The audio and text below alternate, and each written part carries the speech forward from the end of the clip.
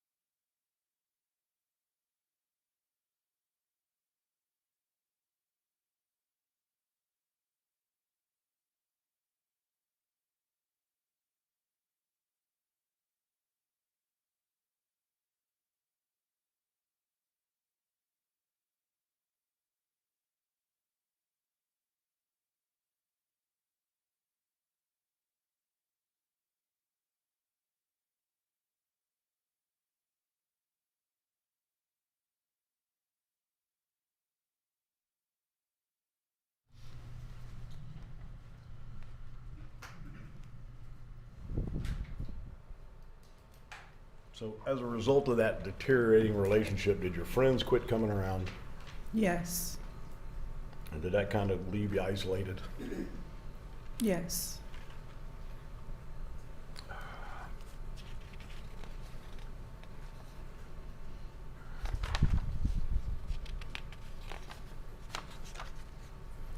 I want to talk to you now.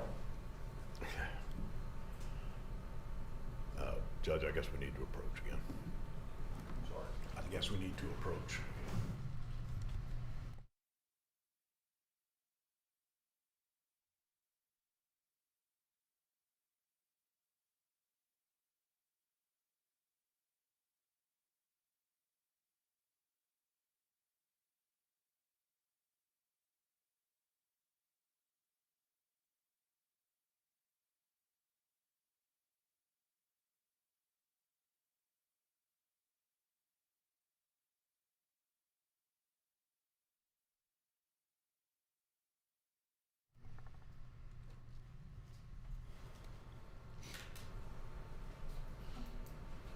Okay, Robin, I want to talk to you a little bit about Thursday, the 12th of September, 2019. Did something happen on that day? Yes. Can you tell us what happened?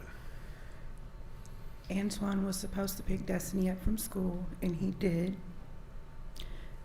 Instead of keeping her till around 7, he came to my house instead and started acting irate because I had a new boyfriend that he didn't know anything about. And how soon was this after he picked up Destiny from the school? Not very long. And so he was coming and dropping her off. Is that what happened? Yes. And did he and Callie get into a little argument out front? Yes. And as a result of that, did you ask him to leave? Multiple times. And did he leave? No, sir. As a result of that, his not leaving, what did you do? I went into my house and got the gun and brought it outside and asked him to leave. And what did he do in response to that? He took the gun from me and he took it apart And what did he do with it? and threw it on the ground. And what did he do after that? He went to his car and attempted to back up and hit me. And then he left. Correct. And what happened to the gun on the ground? Callie picked it up. Let me stop you there. Callie is, My boyfriend at the time, and his name is, Daniel Hensley. okay. And he picked it up. Yes, sir. And what did he do with the pieces? He put it back together. If he hadn't been there, would you have been able to put the gun back together? No, sir. So after Antoine left and Callie picked the gun up, what did the two of you do? We went inside where the kids were. And who had the gun at that time? He did. Did you ask him to do anything with it? I told him to put it up because I had to tend to my kids. And had you ever told Callie where you kept that gun? No, And where did that gun come from? Callie, Why did he give you a gun? because of the abuse from Antoine and from the rape. And what was it that caused him to want to give you that gun? Because I was scared and having nightmares. And how long did you get that gun before this incident happened? Just a couple months. And once he gave it to you, did you do anything with it when he gave it to you? No, And where did you put it? in my closet in a black bag. And in that couple of months that you had that gun, before September 19th, or say on September 19th of 2019, did you touch that gun again after you put it in the closet? No, sir. Did you go check on it regularly? No, sir. Had you ever fired the gun? No, sir.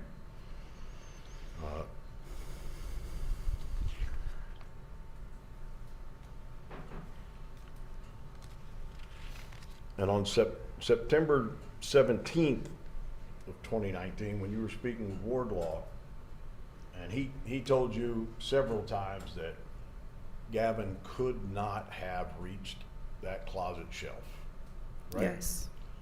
And you told him that he had gotten to the closet shelf because he would sometimes put on your high heels. Yes. Okay.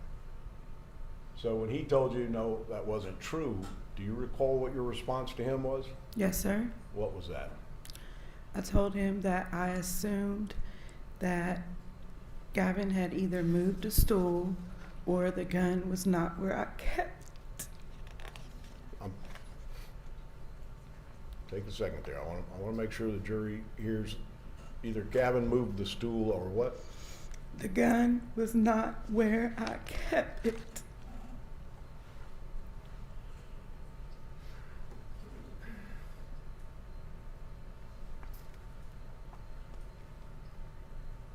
You told the police, you told Riddle at the house, and then you told both of them in the interview room that you suffer from PTSD. Yes, sir. And is that true? Yes, sir. And are you being treated for that? Yes, sir. And when did you get this diagnosis of PTSD? After I was raped. And are you receiving counseling?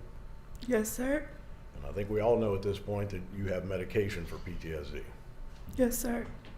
On that interview on the 14th of September, probably 3:30, whatever it was, in the morning, as that interview was ending in the KPD building, they went through your purse, right? Yes, sir. And you had a lot of bottles of pills in there. And were you prescribed all of those? Yes, sir. And were they in their prescription bottles? Yes, sir.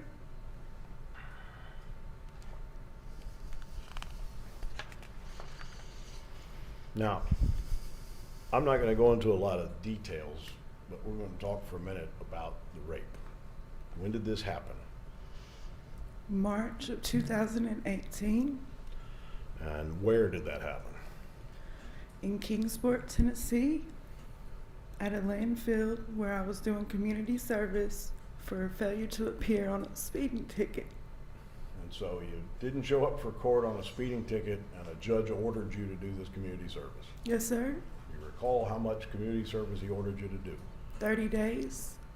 And how did you get to this landfill every day to do this community service? An officer would drive us on a bus. And what were you doing at the landfill? We were going through recycled cardboard to make sure there was no trash in it. And at some point, were you asked to do another job rather than do the cardboard?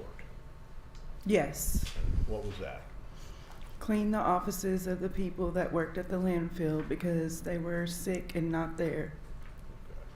And is that where this sexual assault took place? Yes, sir. And the person who did that was the person who drove the bus? The officer that drove the bus and was supposed to be overseeing us.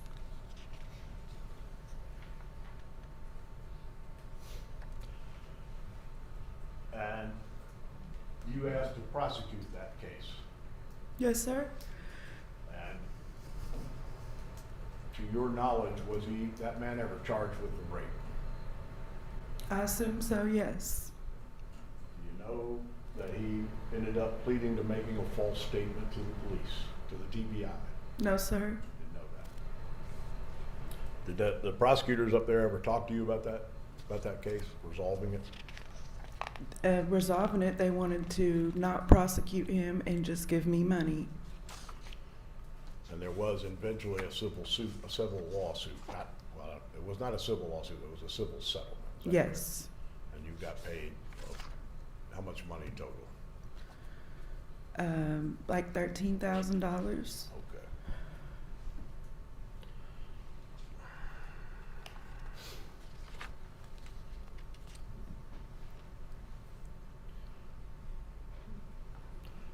Let's go back for just a moment to the 12th of September of 2019. Where did you get the gun from on that day? Out of the closet of the black bag. Okay. And where did you put the gun afterwards? I did not put the gun up. I gave it. Callie picked it up after Antoine took it apart. And he did what? I assumed he put it up. Okay. So, on September the 14th of 2019, did you know where that gun was? No, sir. Why did you tell them that it was in the black bag on the shelf in the closet? Because that's where I kept it.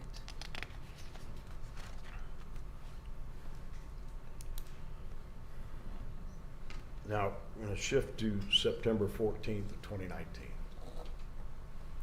You called 911 at about 8:53, 54 in the evening. Is that correct? Yes, sir. What had you and the kids been doing that day? We went to Chuck E. Cheese, a friend of mine's, and to the park. And which park was that? The park in Carnes. And the police found that kind of odd that you would drive all the way to Carnes to the park rather than going to Fountain City, which is just a few blocks from your house, right? Yes. Well, why did you go all the way to Carnes to the park? Because it was more modern. The things to play on at Fountain City Park were broken, and I didn't want my kids to get hurt.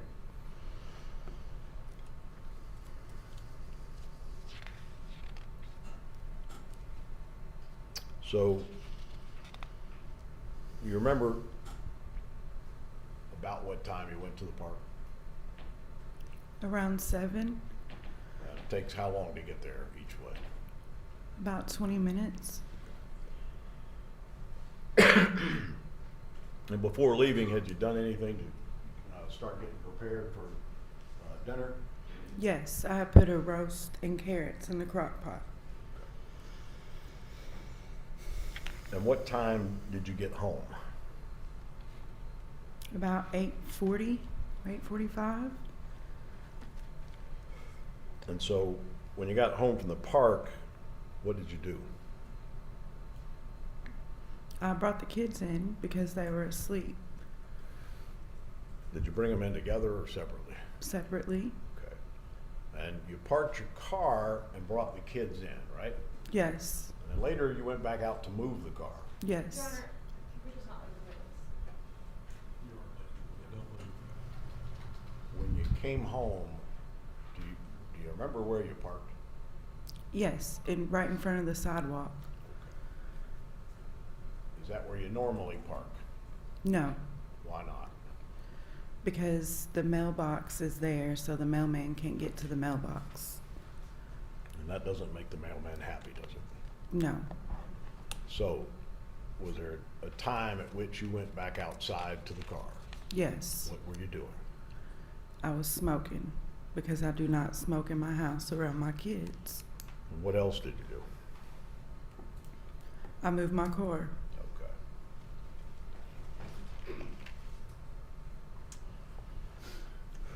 And you've seen that video from the neighbor's porch, right? Yes, sir. If you hadn't seen that video, would you have known any of those times? No, sir.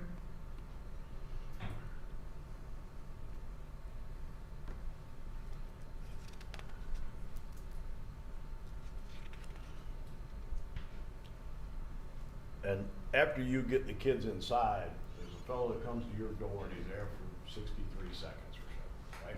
Yes. Do you know who that was? Yes. And who was it? Don't say the last name because it's being broadcast, but if we need to, we can get that from.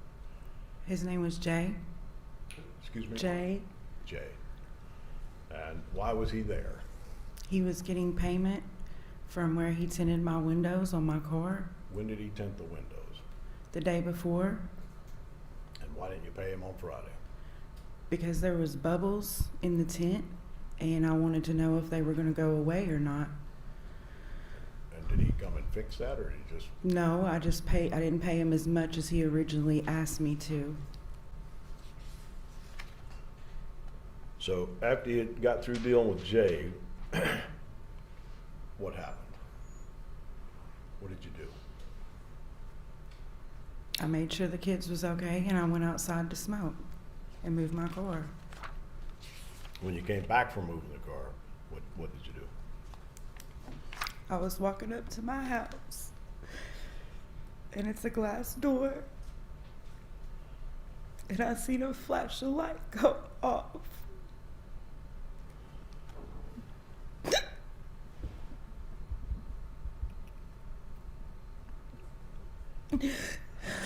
And when I walked in, Gavin was screaming and crying and the gun was on the ground.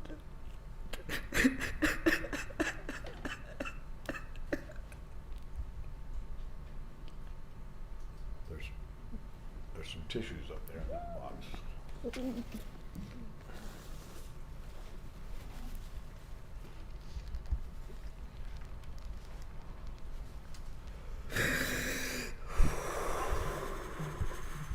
And did you see where Destiny was at that point? Yes, she was on the couch. And was she moving at all? No, Did you try to speak with her at all? multiple times. I'm sorry. Multiple times. And did she ever respond to you at that point? No, sir.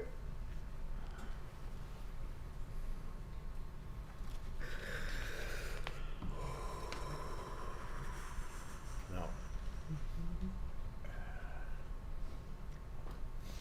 What was going through your mind at that moment?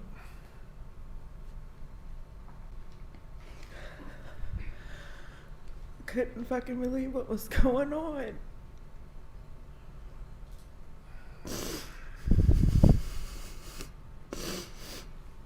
What did you do? I got the gun and I took it outside Why did you take it outside? because I didn't want it to cause any more harm. And if the video shows that that happens at about 8:53:53, and at 8:53:54 you're calling 911. Do you recall if you were doing those two things at the same time? Yes, I was. And after you put the gun outside and came back in, what did you do? I got a towel and put it on Destiny. And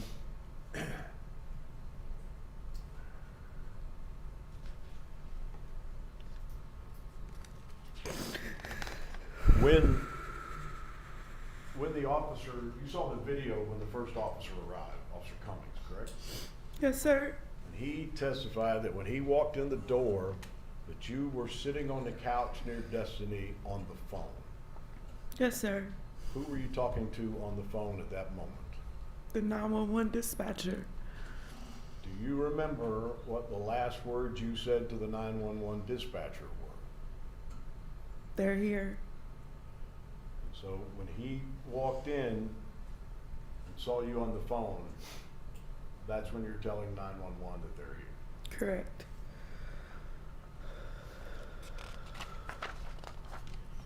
Now, we're going to talk about that 911 call. When you made that 911 call, did you know Destiny had been shot? Yes. And you told them that a black male, unknown black male, entered the door and fired a shot and shot Destiny. Yes.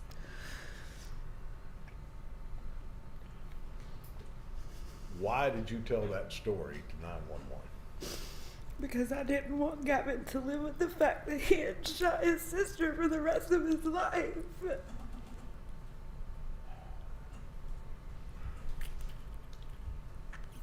The story that an unidentified black male had shot from the door was not true, was it? No, sir.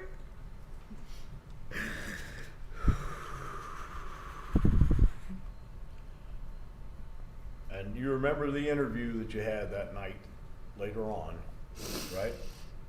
Yes, sir. Do you remember Mr. Riddle telling you that saying a black man shot your child was racist? He thought that was racist.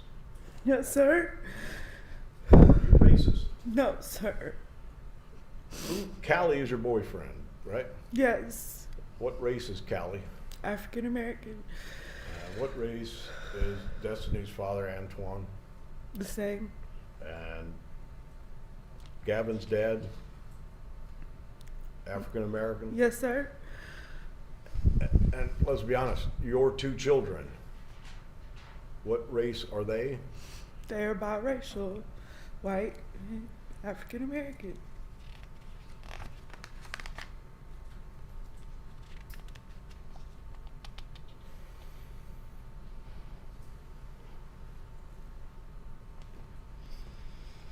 And let's talk for a minute about this gun outside the house.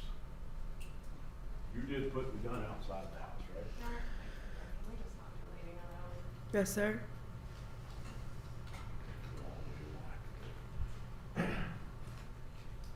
What's the objection to It's leaving. don't leave?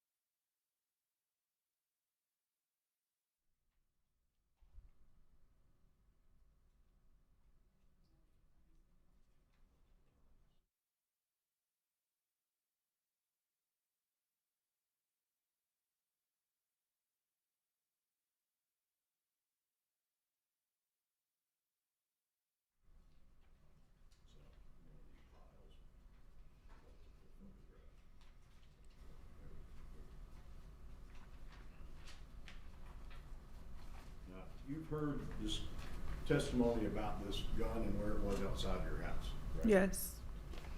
I'm going to show you, well, a picture of that gun, which is in a collective exhibit 26, and ask you, do you recognize that photograph? Yes.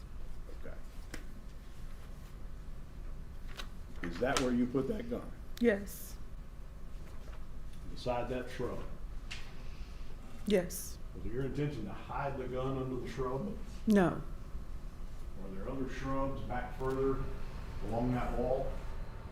Yes.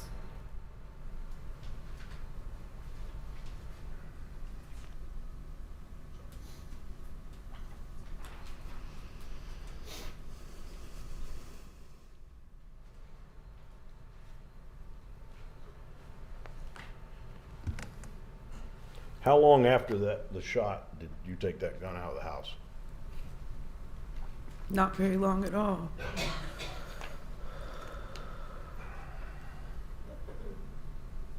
Have you ever been at the presence of a shooting before? No.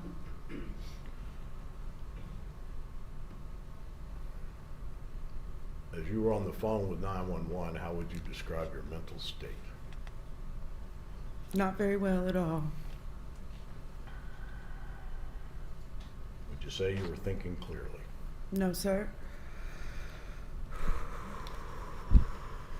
I'm going to talk to you a little bit about what happens right after the police show up.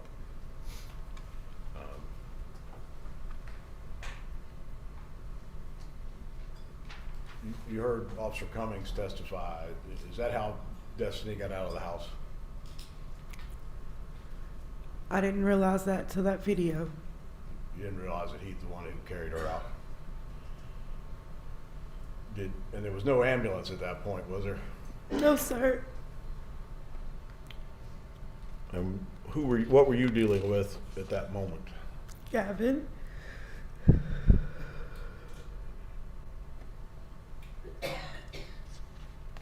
Were you allowed to go to the hospital with her in the ambulance? No, sir.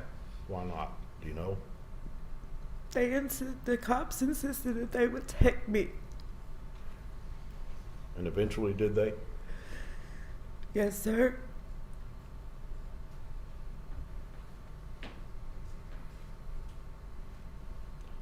So you heard that statement, the recording of the statement with Investigator Riddle at the house, right? Yes. And it was right after that, it was after that that you were taken to the hospital. Yes.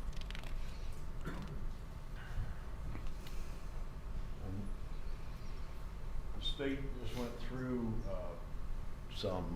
a bunch of phone calls and texts that you had made from your phone that evening. Yes. And we've talked, and you saw the video, and it's about 9:21:30 that you leave the house in the police car. Correct. And there are several calls at 9:03 and 9:21 to Tab. Yes. Who is Tab? One of my friends, And her first name is? Tabitha. Okay, that's thus Tab. Why were you calling Tab at that point? To get her to come and get Gavin. And you called Callie, right? Correct. And on one of those text messages, you also asked him to go get the gun. Yes. What were you calling him about? I wanted him to come to the hospital. So that's who you were talking to in the back of the squad car. Yes.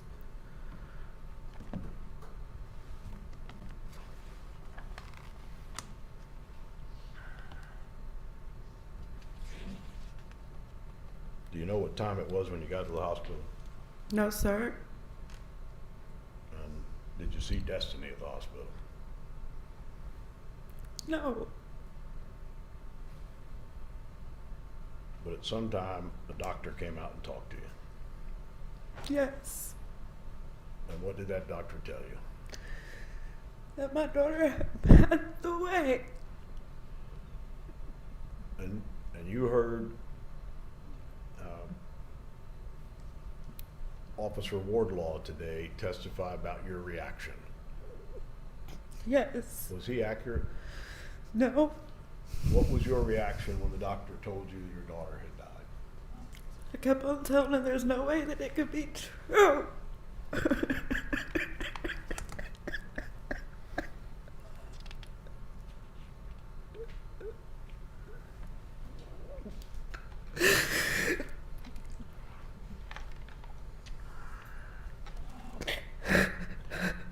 Did you believe at that point that it could be true?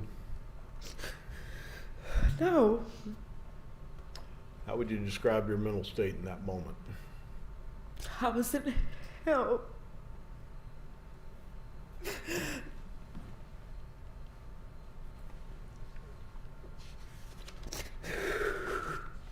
And where was your mother was still alive at that point, wasn't she? Yes. Where was she? In our home in Bristol. And what was her, what physical condition was she in? She had her leg amputated about a year before.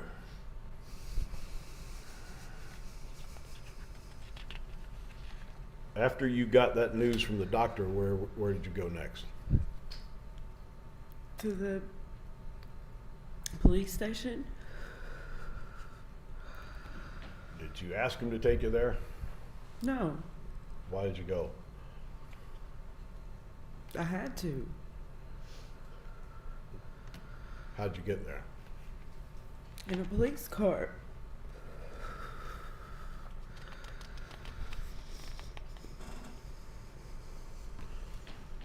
As you were sitting in that interview room that we've seen on video here, what was your state of mind at that point? Distraught, heartbroken, devastated.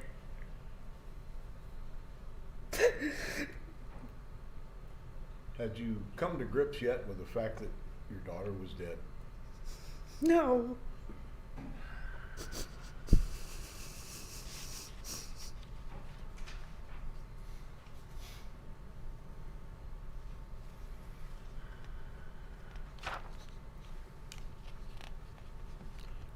Okay, let's talk for a minute about these interviews you did there at the KPD.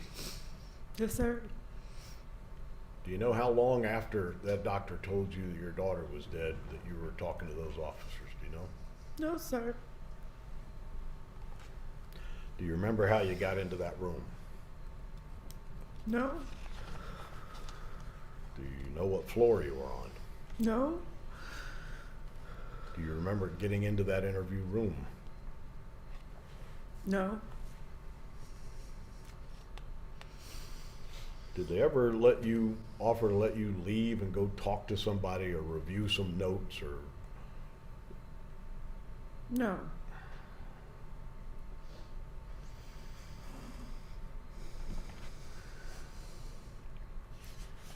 And pretty early on, you told them you were scared there. Yes. And why did you tell them that? What was making you feel scared? Because I had been raped by a police officer and I felt threatened because of the situation. And then you've seen this. You were there. Yes. And you've seen the videos of our friend Detective Riddle and his response to that. Did that help to calm you? No, sir. Did it help you to feel like the police were there really to help you? No, it proved to me that exactly how I felt was adequate.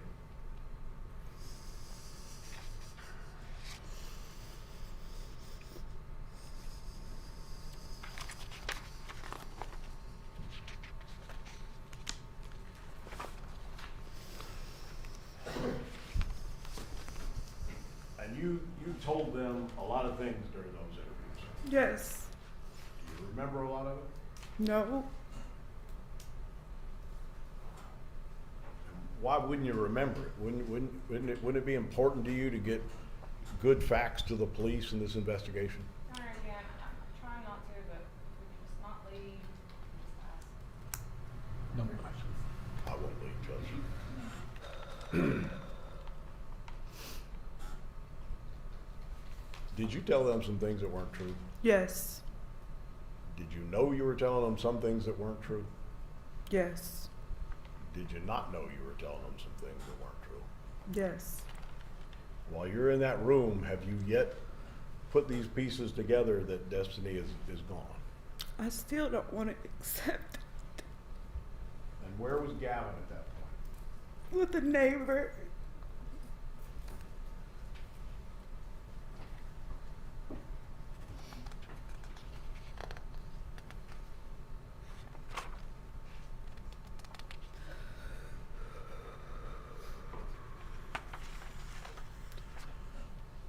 In that first interview, we have established through the proof that the hospital declared Destiny dead at about 10:06. And at 11 o'clock, you're in the interview room. Is that how you recall that time frame? I have no idea the time frame. And if I tell you it's within an hour of your leaving the hospital, would that surprise you? No. Judge, if she doesn't know, I'm trying to help this woman get through Ask- this story. ask open-ended questions. She's your witness. On your second interview on the 17th, where had you come from when you arrived at the KPD? From planning Destiny's funeral.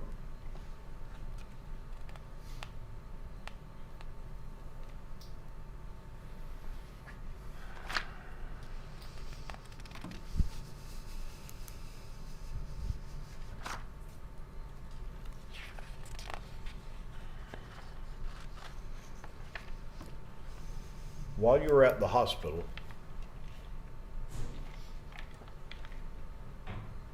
you've heard the testimony of Miss Sands and Detective Wardlaw. Were you trying to give your phone away? Yes. Why? Because it had text messages of me selling drugs. Did you think they were going to arrest you for that? Yes.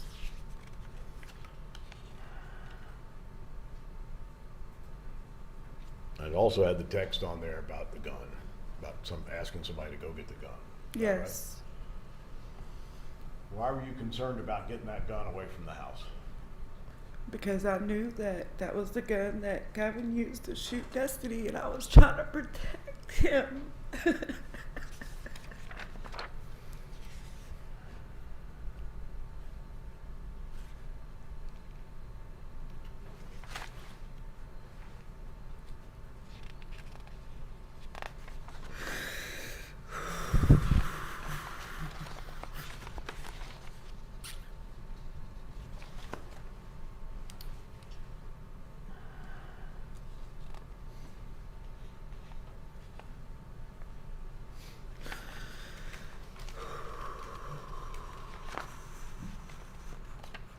And you heard a lot about the fact that you changed your story.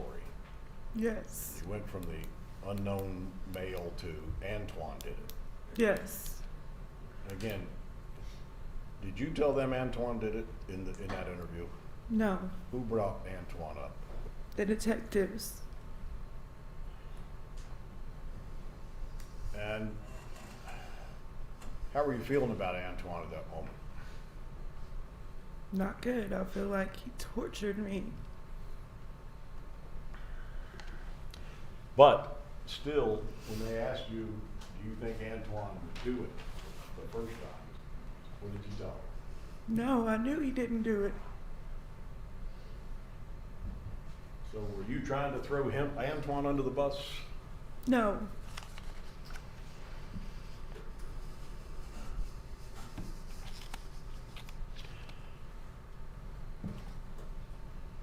When you told them he didn't do it, did they stop talking about Antoine doing it? No, sir. What happened when you finally said, you're right, I can't take it anymore? What happened? They became positive and stopped screaming at me.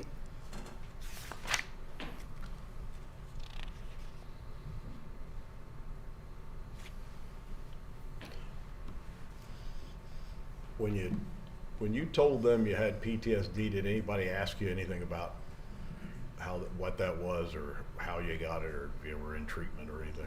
No, sir.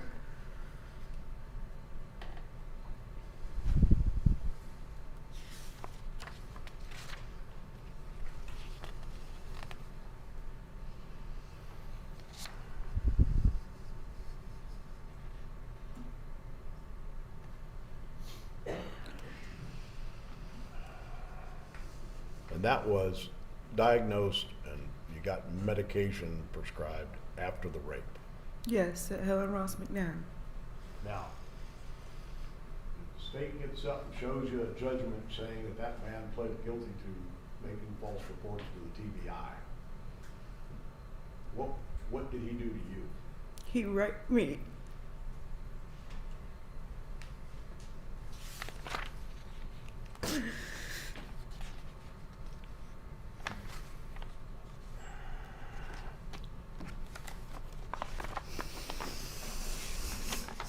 And eventually, in your discussions with the police, you told them that Gavin did it.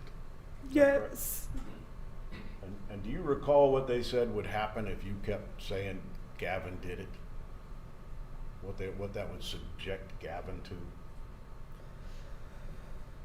Not right off, no. Do you remember the term forensic interview? Yes. Did they say that once or more? I'm asking her if she remembers the term, Judge. Lady, Mr. Whalen, don't lead. Did you know anything about what a forensic interview was? No, sir. Have you seen that video we sat in court and watched? Yes, sir.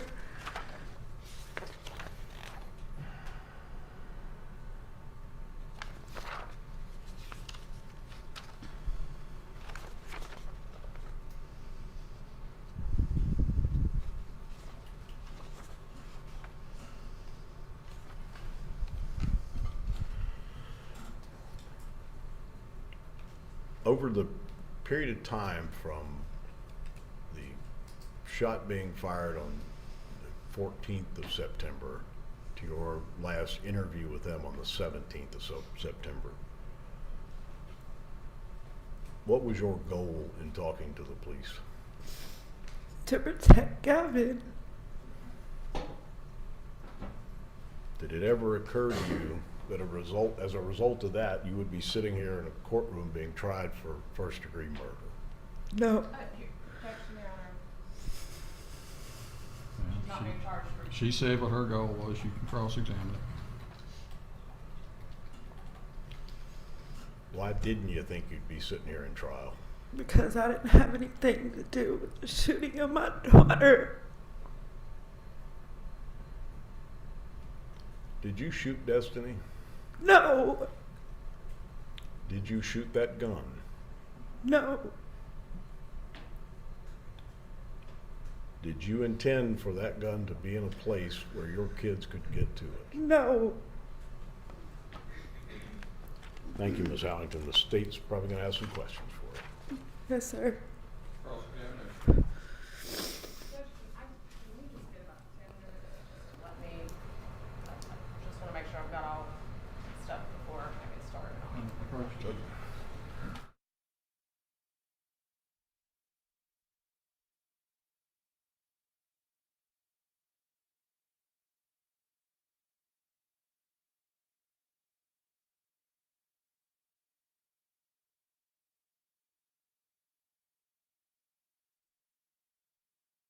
Five minutes. All rise for the jury.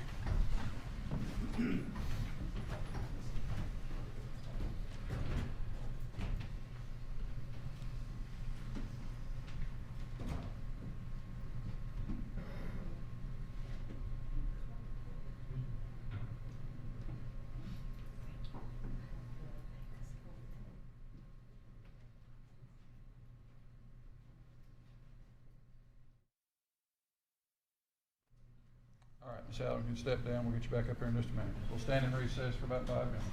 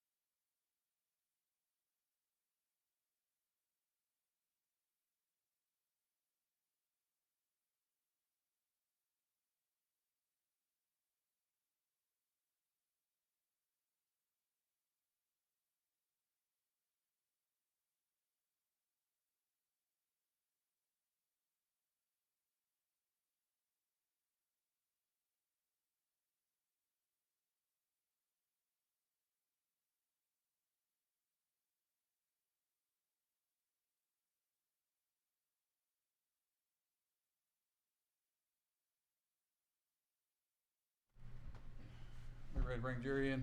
Yes, sir. Get him lined up.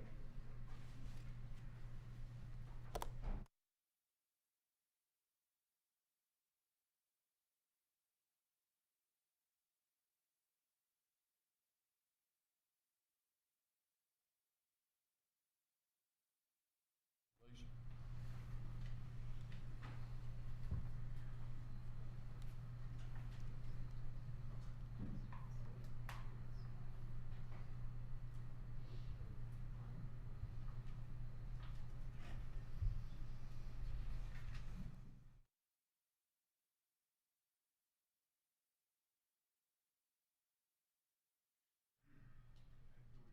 All rise for the jury.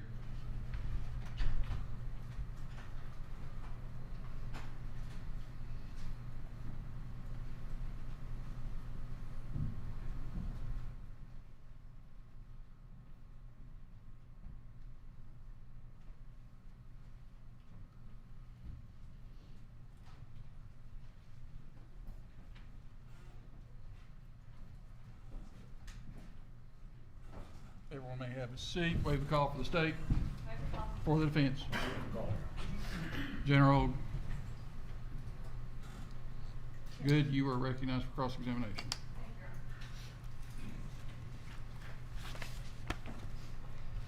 Okay, Ms. Howington, so we're gonna get into the story that you've told for the first time today here in just a minute, but before we get into that, I want to back up, okay? Yes, ma'am. I want to take you back to the very first story that you told to the 911 caller. When you called 911, we'll talk about that. Yes, ma'am. You initially said that it was an unknown black male.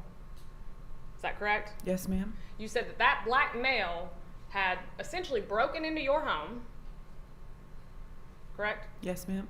And that that black male who you'd never seen a day before in your life shot your daughter in cold blood right in front of you. Is that correct? Yes. You said that Gavin was in the room.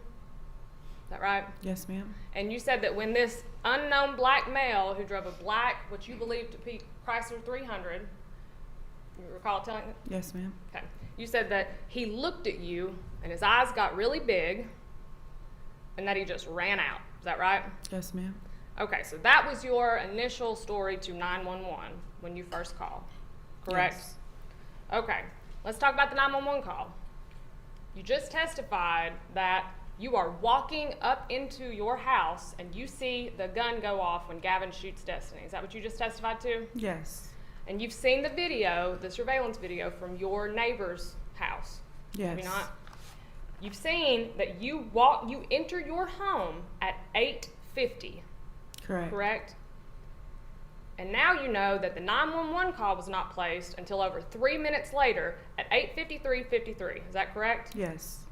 So you go back in your home after seeing your daughter get shot by your 2-year-old son, according to you today, and you wait almost 4 minutes to call 911. Is that your testimony? I had to find my phone. It had fell in between the cushions in the other living room. Okay. So you see Gavin get shot, you call 911 4 minutes later. But again, you don't tell any of this to the police initially, do you? No, ma'am. You blame it on some stranger that you've never seen before in your life that came in and shot your 5-year-old in cold blood. That was your story initially. An unidentified person, yes, to protect my Unidentified son. black male is what you said, is it not? Yes, ma'am. In a black Chrysler 300, you were pretty specific about that, right? Yes, ma'am. You said that he wasn't wearing a hat, Yes, ma'am. that he was a little bit darker complexion than Officer Wardlaw. You actually you described it even to that extent, correct? Could you clarify, now we're on to the interview with Officer Wardlaw. We were talking about the 911 call. If we could break that up so she knows what she's being asked. All right, we'll rephrase the question. At some point in time, did you later describe him as being darker than Officer Wardlaw? Yes. All right, Okay. ask your next question. All right, so that's 911. So police get on scene. Judge, that's not 911. She says. Okay, 911. I apologize. Rephrase your question. Going back to immediately after the 911 call was placed. Police arrive on scene about 3 minutes after the call is initially placed. Is that correct? I assume. You've seen the videos. Yes. Okay. And you said just now that you didn't even realize that Officer Cummings had taken Destiny outside until the trial today. Is that correct? That's what you just Yes. testified to? But Yes. that's not true today. He testified on Tuesday. Okay. We need to, if we're gonna- Until the trials, her testimony was she didn't realize that Officer Cummings had taken Destiny out. Is that an accurate statement? Yes. All right, ask your next question.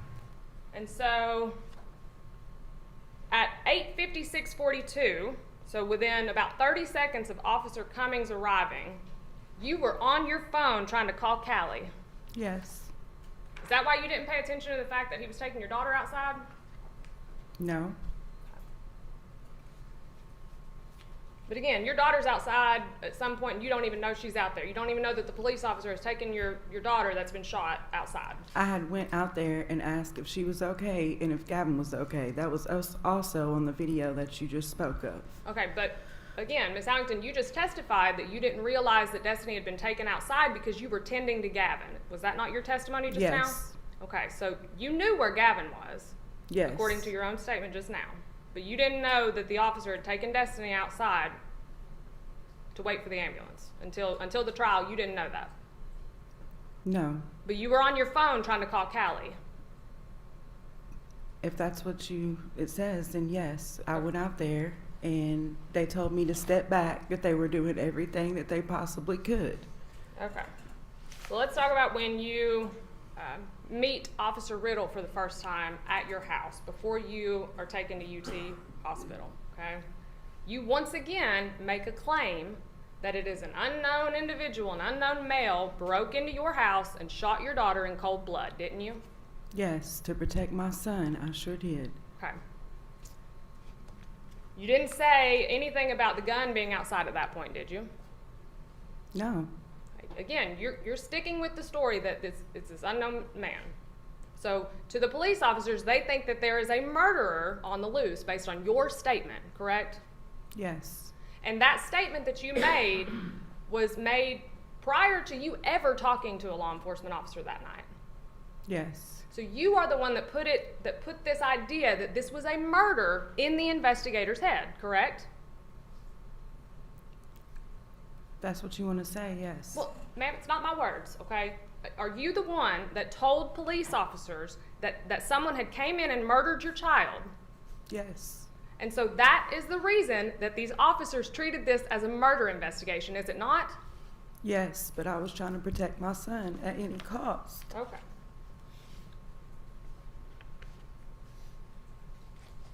Now, you also said that the man that came to your house, kind of in the interim, you call that an individual by the name of Jay. You Yes. said that you were paying him for window tinting. Yes. Again, your daughter was shot September the 14th, 2019, correct? Yes. How many times did you tell the officers about this Jay individual?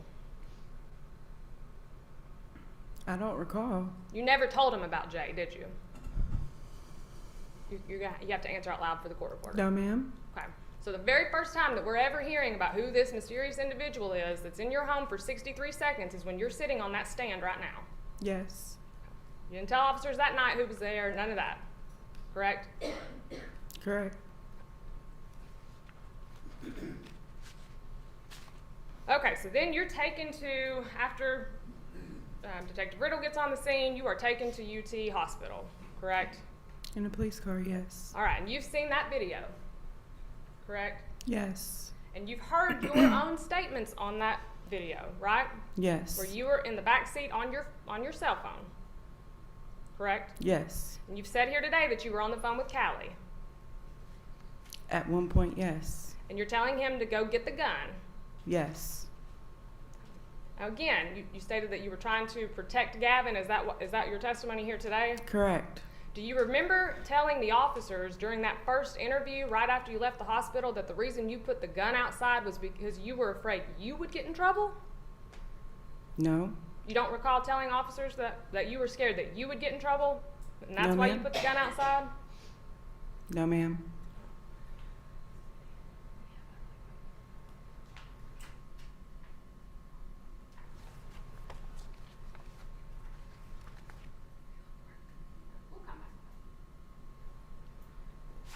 All right, so once you get to UT Hospital, you are allowed to keep your cell phone, right?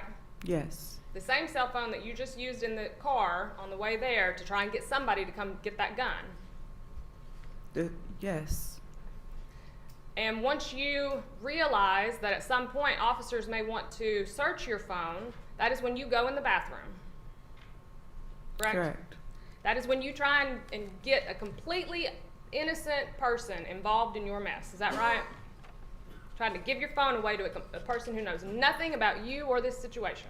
Yes. You were trying to give your phone to an individual who again, knew nothing, and you're trying to give incriminating evidence to a completely innocent person in that bathroom. Yes. And when she wouldn't take it, you broke it. I don't say break it. I put water on it. You didn't break it? You I didn't break don't your phone? recall breaking it. No, ma'am. Alright, so when officers recovered your cell phone, I'm going to show you what's been marked as Exhibit 48. This was the screen of your cell phone. Is it your testimony that you didn't cause this damage? It was already broken. So you had been using a phone like this? Yes. You didn't bend it in the bathroom before running water over I it? don't recall that. That doesn't mean it didn't happen. I just do not recall that.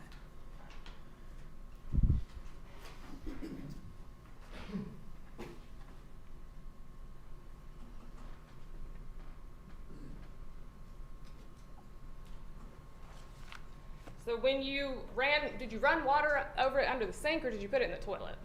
In the sink. The sink. Okay, so again, you are at UT Hospital. You know that your daughter is unresponsive at that point, correct? Yes. You said it yourself. You tried to speak to her. She was unresponsive, right? Yes, ma'am. You know that doctors are trying to do everything they can to potentially save their life, to save Destiny's life at that point, right? Yes. And your action is to go in a bathroom and try and get rid of your cell phone while your daughter is in that hospital fighting for her life. Is that correct? Yes, they would not let me see her. So after you leave UT Hospital, you then go back to KPD. We've seen that initial interview, and I want to go through that for a minute, okay? Yes, ma'am.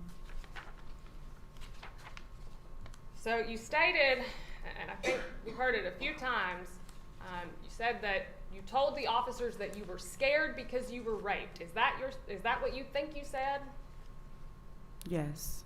If the recording shows that you actually never said that you were scared, you said, it's not that I don't care, I was raped, right before Investigator Riddle kind of jumps up against Mad. Would that be accurate? That mischaracterizes the evidence. It was 10 minutes before that she's telling you. All right, the jury will judge the evidence. It's cross-examination. She can ask the question. Ladies and gentlemen, you are the ultimate finders of fact in this case. You will judge what the tape does say and when it does say it.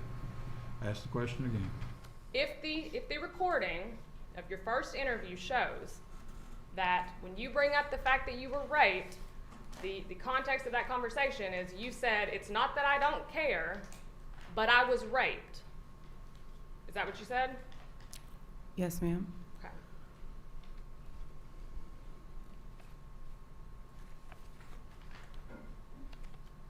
And again, I do want to go back to this. You stated that you put the gun outside because you were trying to protect your son. Is that right? Correct. That's your statement here today. Correct. But when you were interviewed initially, do you recall that Officer Wardlow said, okay, so why did you think to get the gun and put it outside? Do you recall him asking you that? Not right off, no, ma'am. Well, do you recall telling him because I, as in you, didn't want to be charged with having a gun? Do you remember saying that? No, ma'am. That's right, Sean. I'm going to show you a copy of the transcript that we've all been going off of. Yes, okay? ma'am. I'll have you read this is page 37 of this transcript. I'll have you read the second and third lines if you could. Wardlaw said, okay, why did you think to get the gun and put it outside? I'm on the objective form. I asked her to read it. You don't have to read it outside. Just read it to you. Read All it right, out loud. are you I'm sorry. refreshing her recollection or impeaching her with this prior inconsistent statement? I am just refreshing it this All one. right, read it to yourself, Please read Ms. those Allen. 2 lines to yourself. I've read them. Okay. after reading this, Ms. Howington, you did in fact tell the officers during that initial interview that the reason that you put that gun outside is because you didn't want to get in trouble for having a gun. Correct? That's what it says, yes, ma'am. Okay, you did not tell the officers when they asked you right then that you were protecting your son. Correct? ma'am. Okay.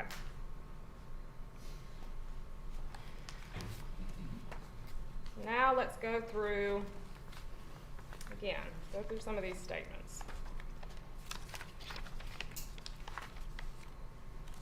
So even once we get back to KPD, after you leave the hospital, initially you again say that it is a man that you've never seen before in your life that came in and shot your daughter and killed her, right? Yes. And at this point, you know that the officers know that you've just tried to either give away or destroy your cell phone, correct? You're aware of that. Yes. Okay. And you begin, y'all talk a little bit about Antoine, and initially you do say it's not Antoine, correct? Yes. And you stick with the story that it's still this black male that you've never met before in your life at one point. Kind of Yes. stick with that initially.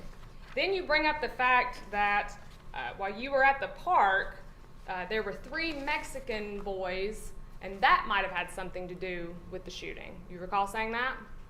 Somewhat, yes. You recall saying that you were being followed on your way home? And I thought that was true. Okay.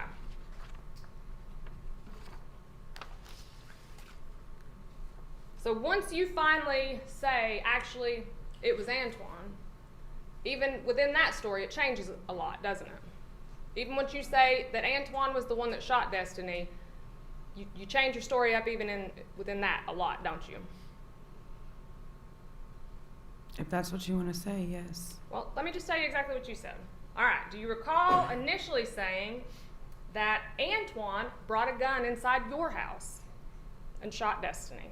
Not right off, no, ma'am. You don't recall it? Would it help you to rewatch the portion of your interview where you said that? I guess, or you can show me the transcript like you just did. I've got these queued up, so this might be faster here. You told us that earlier. Because, I mean, this is his daughter too. I know that he killed her, but I just don't feel like he did it on purpose. I feel like he was trying to kill me. So he was already there. What happens? He tried to talk. He came in the house. And when he came in the house, I told him I didn't want to talk to him. And he went back outside the house. Okay. Then what happened? And he came back in. He brought a gun back in with him. Yes. So this gun that Callie gave you, how long have you had it? No. Okay, so after hearing that, would you agree with me that initially you said that Antoine came to your home, right? After they suggested Antoine, yes, I went with that story. Okay. Did they suggest to you that he leaves and comes back in with a gun? That's what he said. That's what you said, Ms. Howington. Okay. Did you hear yourself say that? That you and Antoine are arguing? Did you hear yourself say that just now? Yes, ma'am. Did you hear yourself say that Antoine left and then came back in with a gun? Yes. Okay.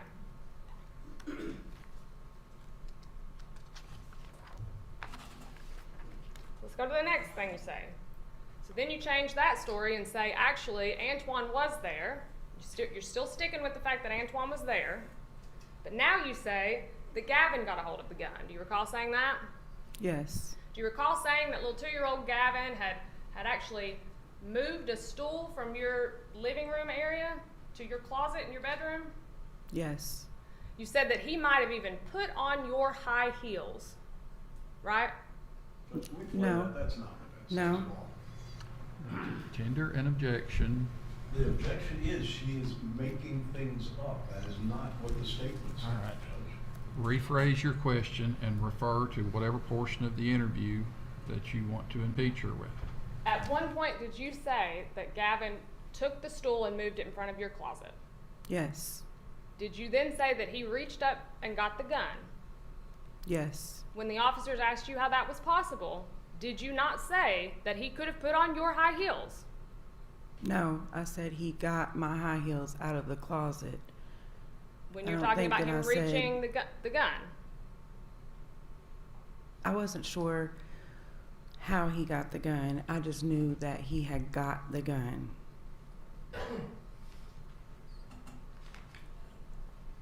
Okay. So again, you said after you change it to Antoine brings a gun in, you finally do admit that it was a gun in your home that shot and killed your daughter, right? And you said Yes. that Gavin climbed up in the closet and got it out of, well, you didn't say the black bag at first, did you? I don't recall. And then, according to your own statement at that time, you moved the stool before officers got there back into the living room, right? I don't recall that either. You don't recall telling officers that? Ma'am, I was not in my right mind at that time. I had just seen my baby shoot my daughter. Ms. Howington, have you been paying attention? Have you watched your interview here in court? Somewhat, yes, but I don't want to remember any of this. Okay. Well, okay. I'm gonna have to play it for you again if you can't remember. That's fine.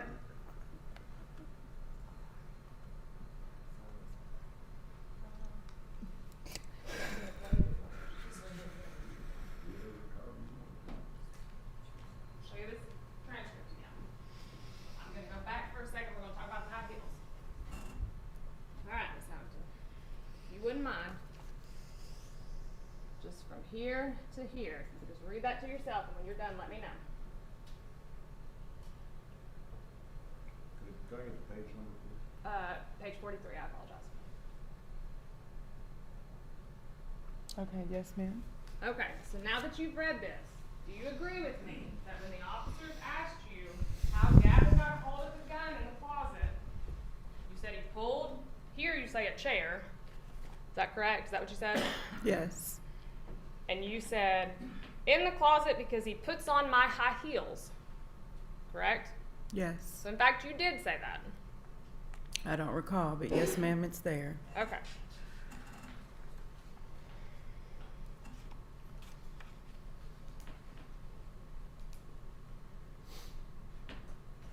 So let's fast forward just a little bit here to your interview on September the 17th. Again, you maintain at that point that Gavin shot Destiny, right? That's the truth, ma'am. But then you change it up even a little bit more and you said that you were in the kitchen and that Antoine in fact was not there. Is that right? I don't recall, ma'am. Okay. I'm telling you, I was not in my right mind. Some things I remember and some things I just don't. Okay. Well, I'm gonna play a portion of this clip and then you tell me if you remember saying this. To fix the roast or whatever, or get it out because it had been for like too long. Well, I didn't actually turn it off, but it was almost, it was done. This is good like that. And Antoine came to the door and he was screaming and hollering about Callie yet again. Like, I don't know what the hell he has against Callie, but he got to screaming and hollering about Callie and we got to arguing and we kind of tussled a little bit, and I asked him to please leave. And he was like, oh, I know what you're going to do. You're a police call, bitch. You're going to call the police, blah, blah, blah. So he left. And then when I went in the kitchen, Gavin went into my room, and Destiny was laying on the couch watching Netflix. And I came back and sat down, and I heard him shot. Was it? All right, so let's break that down just a little bit.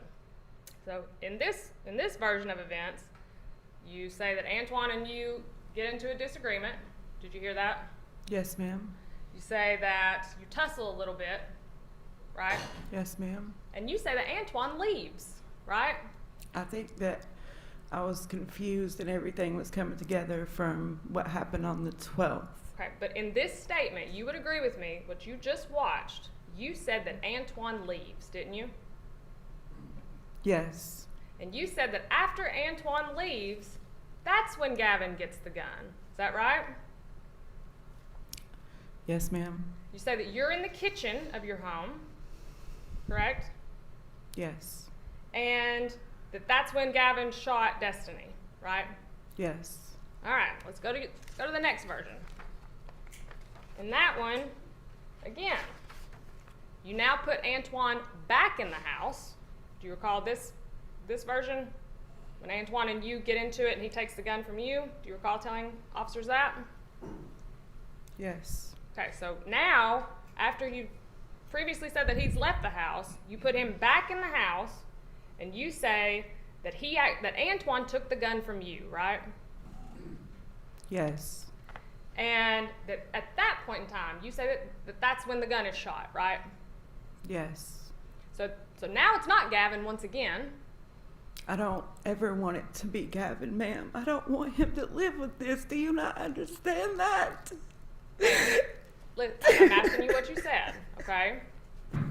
Again, you're blaming Antoine here. You're making up a whole lot of facts.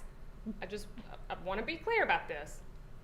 The officers are not the one saying that Antoine's leaving, coming, going, none of that, correct? Yes, ma'am. It's you that's making up these facts, right? They brought up Antoine first, and I just agreed with it. Okay, they brought up that he might have been the shooter first, right? Correct. They didn't give you all these additional facts, did they? No, ma'am. They didn't put all that in your head, did they? No, ma'am. They also asked you multiple times whether or not you were the shooter during your first interview, didn't they? I don't recall that. You don't recall them ever saying, did you accidentally shoot your child, or we think you might have shot your child? You don't ever remember them saying that? No, ma'am. We will come back to that as well. All right. So now let's talk about the gun. Ms. Howington, you just testified a moment ago that you received that gun from Callie a few months before this, right? Yes, ma'am. Would you say 2 to 3 months, maybe? Around about, yes, ma'am. And you also just testified that within 2 to 3 months, you had never gotten that gun out before September the 12th, right? Before September the 12th? For September the 12th, when Callie and Antoine are arguing, I think you testified that you didn't have anything to do with that gun before then. Correct. You had not gotten it out. Correct. You had kept it in a bag in the top of your closet. Correct.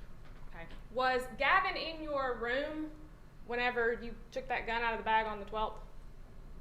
No. Okay.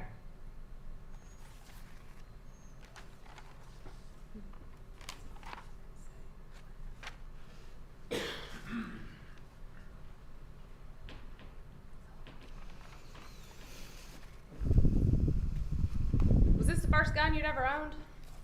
Yes, ma'am. Prior to September 14th of 2019, had anybody ever told you that maybe you were storing guns improperly?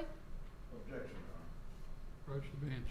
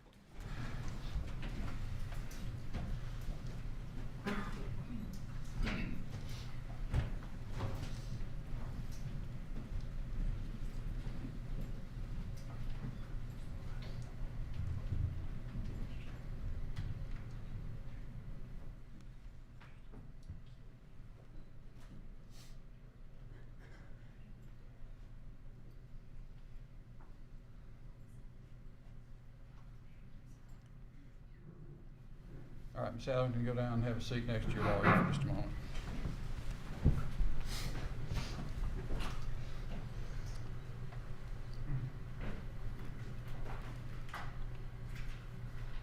All right. General, I think you were not asking the question appropriately, but we discussed, and I would not permit the state to go into because it's premised upon hearsay if it's coming in a text message. I guess I thought they were going to call Mr. Oliver, but they have not chosen not to. But the question, and if my notes are correct, the text message says what date that he is texting about. August the 4th of 2019. He's sending a text. This homicide occurred on September the 14th of 2019.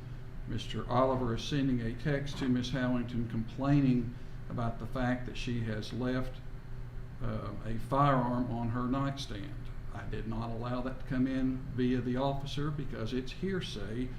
If the state had chosen to call Mr. Oliver, we would have had a separate discussion.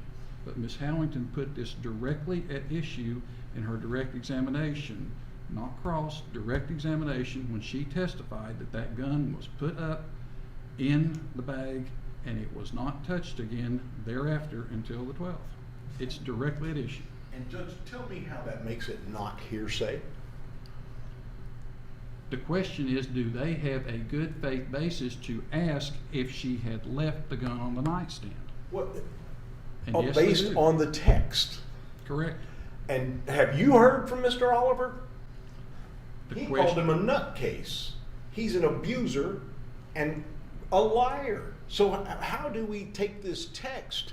Because she said she didn't move the gun and leave it on a nightstand, that the liar can testify. I'm not going to debate this with you. That you have put it directly at issue by her statement about that gun and not touching it. That text directly contradicts that. So now they can, it directly contradicts it if it's true. Exactly. It's a statement out of court by a non-testifying witness. Exactly. The How do question I- is, do they have a good faith basis to ask the question? And- They have a text message which she never contradicts. I did not allow them to put this in their case in chief. Under It's coming in. Crawford, how does she get the right to cross-examine her accuser? If you let a text message from a man who they have I under didn't subpoena, let it in. who is, you're getting ready to. It's You this. made it relevant. No, I didn't, Judge. I did not make it relevant because I don't believe get the it's final say, true. and I said you did. And so It's Crawford coming does in. not exist anymore? It's coming in. Judge, how do I cross-examine that? It's coming in, Mr. Whalen. They have the right to ask her if she left that gun on the nightstand. They have a right to call that witness. They may choose to do that, but right now the question is, do they have the right to cross-examine her? And I have ruled that they do. And they can, here's the problem. She asks a question, were you told by someone else that you were improperly storing a And handgun? that's not the proper form to ask the Well- question. I sustain it as to that, but they have the right to inquire. She put it at issue in her direct examination. And what else other hearsay are they gonna get to speak loudly from this stand and then say, maybe we didn't ask the right question? Whalen, it is late and I'm not going to argue with you. I have ruled. If I am wrong, the Court of Criminal Appeals will tell me so. It's coming in. Line the jury back up.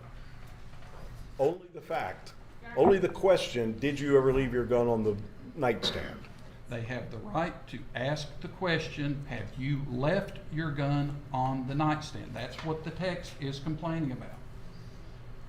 On or about August, the whatever date that was, because that is within 2 months of when this occurred, when she said she'd gotten the gun and hadn't touched it.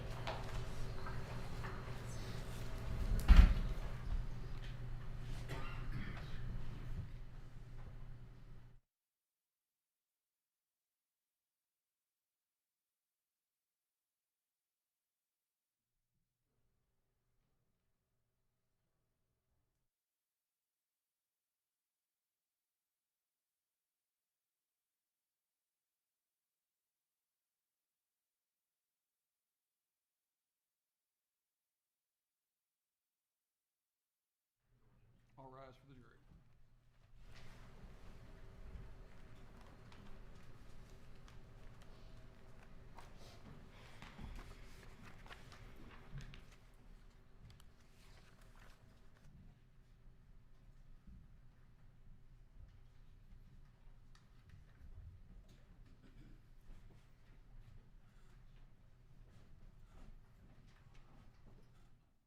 Everyone may have a seat. Waive the call from the state Play the call, Your Honor. or the defense. All right, y'all good? You are recognized for further cross-examination of Ms. Howington. Okay. All right. So, Miss Howington, on August the 4th of 2019, did you leave that gun laying out on the nightstand in your home? No, ma'am. Okay. And let's talk about some of the statements you made as to how you obtained that gun. All right. So initially, you said that. Let's see here. Well, let's just talk about the gun in general when you're being interviewed. Do you recall once you are confronted with the fact that a gun was found outside your house? Do you remember during your first interview when officers confronted you with that fact? Not right off, no, ma'am. Do you remember being confronted at all during that interview about the fact that a gun was found outside of your home? I assume so, yes. Okay. Do you remember specifically being asked whether or not the gun found outside your home was the gun that was used to shoot and kill your daughter?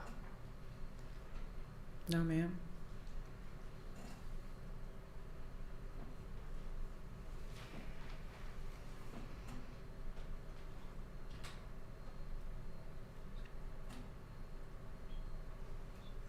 Yeah, can we get that?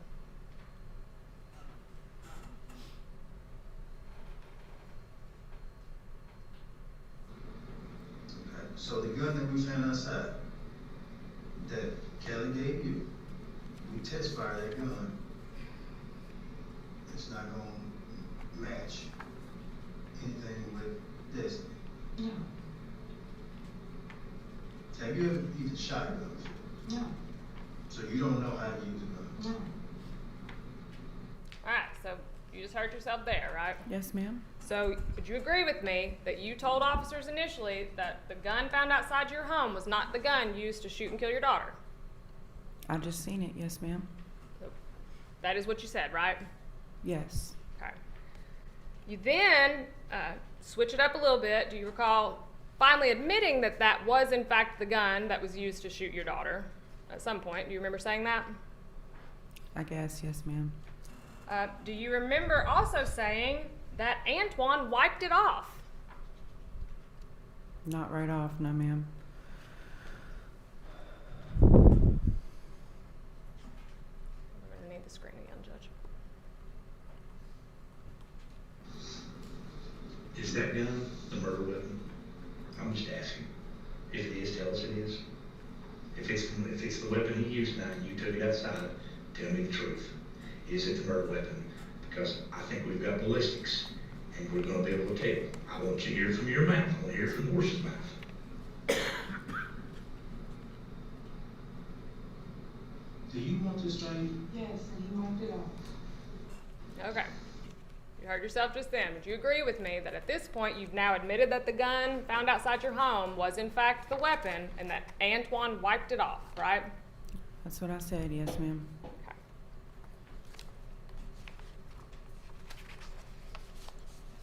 Do you initially remember telling officers that you had no idea that there was even a gun outside of your house? Do you recall that? I will continue to say the same thing, ma'am. I was trying to protect my son, and you just can't accept that this was an accident. You just can't accept it. Ma'am, listen, my question was, you initially told the officers that you had no idea about a gun outside of your house, didn't you?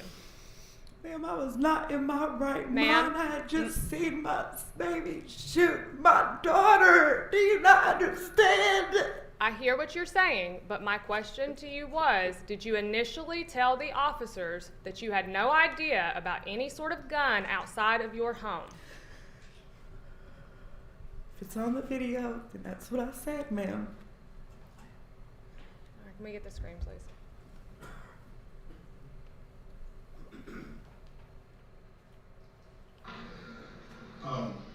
You want a gun? Ever had a gun? Who was surprised you who told you that gun was found outside the house? That would surprise you? Why not?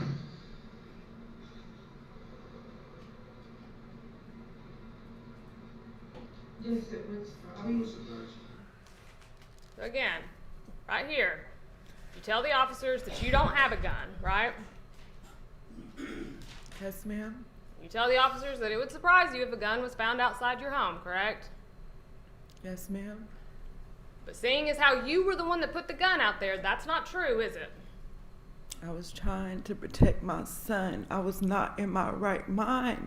And at that time, you had also asked multiple people to go and pick up that gun, had you not?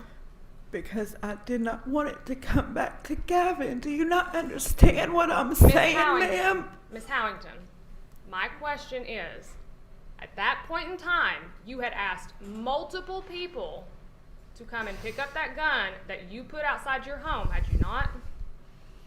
To protect Gavin. Ma'am, it's a yes or a no. Had you asked multiple people to get that gun from outside your house, yes or no? Yes, ma'am. Okay. Now she may explain her answer, Judge, when she's answered yes. I think she has, but if you want to, again, explain your reasoning for doing so.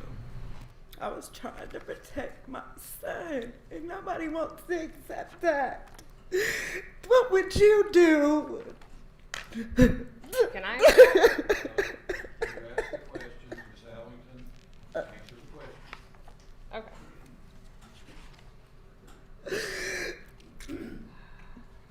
All right. At that point in time, again, you had sent these text messages to multiple individuals, but you had, because your phone had been broken and run underwater, you didn't actually know whether or not those individuals were able to go get the gun, did you?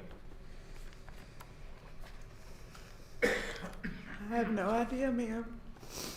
Well, did you receive any correspondence back to your multiple text messages asking people to go get the gun?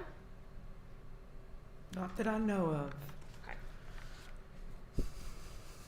And so until officers confronted you with the fact that a gun was found outside your house, you didn't know whether it was there or whether somebody actually was able to go get it, did you? Yes.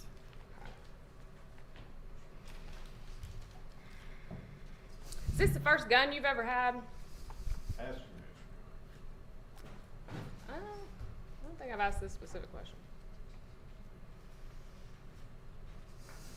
It's not been asked and answered. Is this the first firearm you ever had? Yes, ma'am. May we approach, Your Honor?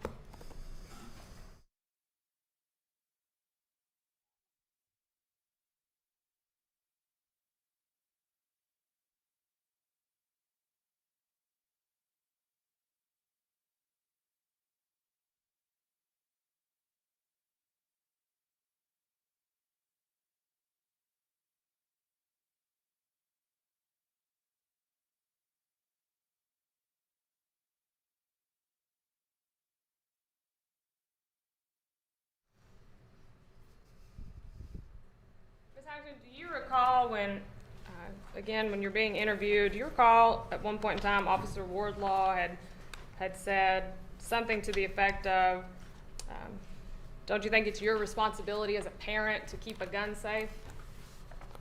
Not right off, no, ma'am. Page 52 here, our transcript. Ask you to just read the green highlighted portion of 2 sentences there. Yes, ma'am. Okay. So after reading that, would you agree with me that at some point during your interview, Investigator Wardlaw says, don't you think it's your responsibility as a parent to keep your gun safe, right? He asked you that question. Yes. And you agreed with him and said yes. Yes, ma'am. You agreed that it is your responsibility to keep your gun safe in your home, correct? Yes, ma'am. Okay.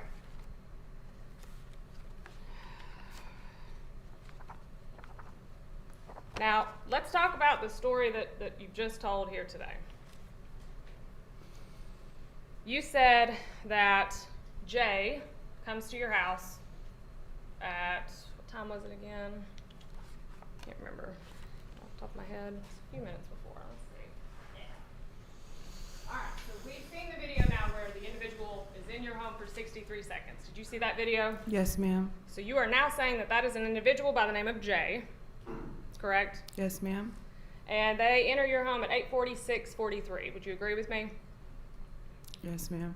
And again, this is today in this courtroom on that stand is the very first time in almost 5 years that you have ever said that Jay You've identified the person that came into your home, right? Yes, ma'am. Okay. You said that after Jay leaves, you then walk out and move your vehicle, right? Yes, ma'am. You then make sure that your children are okay before going back outside to smoke. Is that what you just testified to? Yes, ma'am. Now again, is this the first time here in this courtroom after almost 5 years, is this the first time that you're telling this version of events?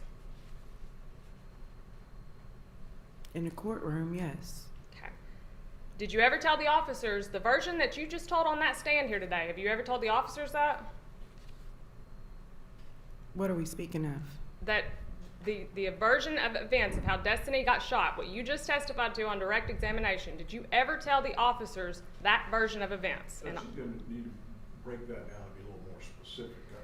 Did you ever tell the officers before today, or did you ever tell anyone other than your attorney, I guess, before today, that you saw Gavin shoot Destiny as you were walking in your house? Yes. You told the officers that? Not the officers, you said anyone. Okay, but again, this case has been pending for a long time, is it not, Ms. Howington? Yes, ma'am. And this is the very first time that you are telling the version of events that you just told. You never told the officers in the multiple times that you were interviewed that version of events, did you? I did tell them that Gavin shot Destiny. Okay. You never told them that you weren't even inside your home when the shot occurred, correct? Not that I know of.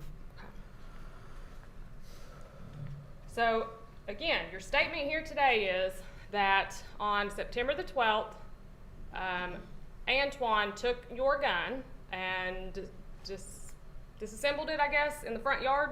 Is that your statement? He took it away from me, yes, ma'am, and took it apart and threw it on the ground. And Callie put it back together? Correct. And you said that Callie put it up? Yes. And you didn't see it again? Correct. Until you say you saw Gavin shoot Destiny? I didn't say I saw it. I saw Gavin shoot Destiny. So you did say that. Never mind. Okay. So, again, we're talking about a 2-day span where you apparently don't know where in your house this gun is, correct? I didn't normally just go check to see where a gun was. So no. So you don't, so what you're saying is that prior to leading up to this event, you didn't keep tabs on where the gun was in your home? I knew where it was, where I put it, when I put it there. But again, if your testimony is that somebody else put it away, you didn't think to check to make sure that it was in a safe location? I trusted him. In your house with your 2 small children, you didn't think to go and check to make sure that it was in a safe location? At least twice. Well, I don't think She that hasn't. question She just has said been. she no, trusted that- him, so. Answer that question, Ms. Howington.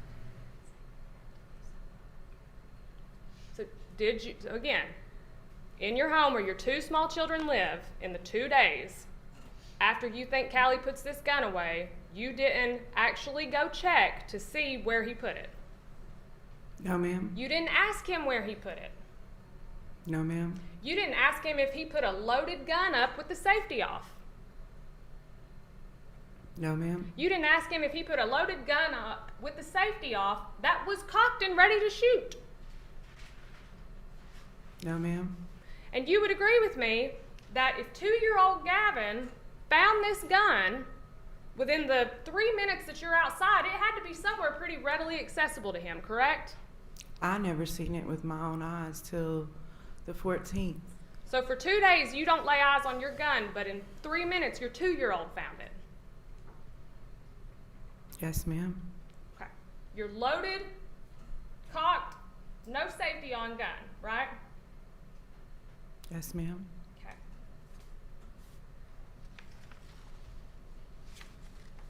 And I guess just to clear things up, I just want to be sure that we're all clear here. Antoine was not at your house on September the 14th of 2019, was he? That No, night? ma'am. He was nowhere, well, he was not there, right? Correct. You and him did not get into a tussle. I told you earlier that I feel like everything was coming melting together in my mind because I was under so much stress. Now, you remember in your first interview telling the officers about the events of September the 12th, do you not? Yes. Okay, so in fact, you did remember those events that day, right? From the 12th? When you're being interviewed, you told the officers about the events of September the 12th, correct? Yes. So that was separate, and then you go on to again, in 2 separate interviews, continue to say that Antoine was at your house that night, right? And I also told you, ma'am, I was not thinking clearly.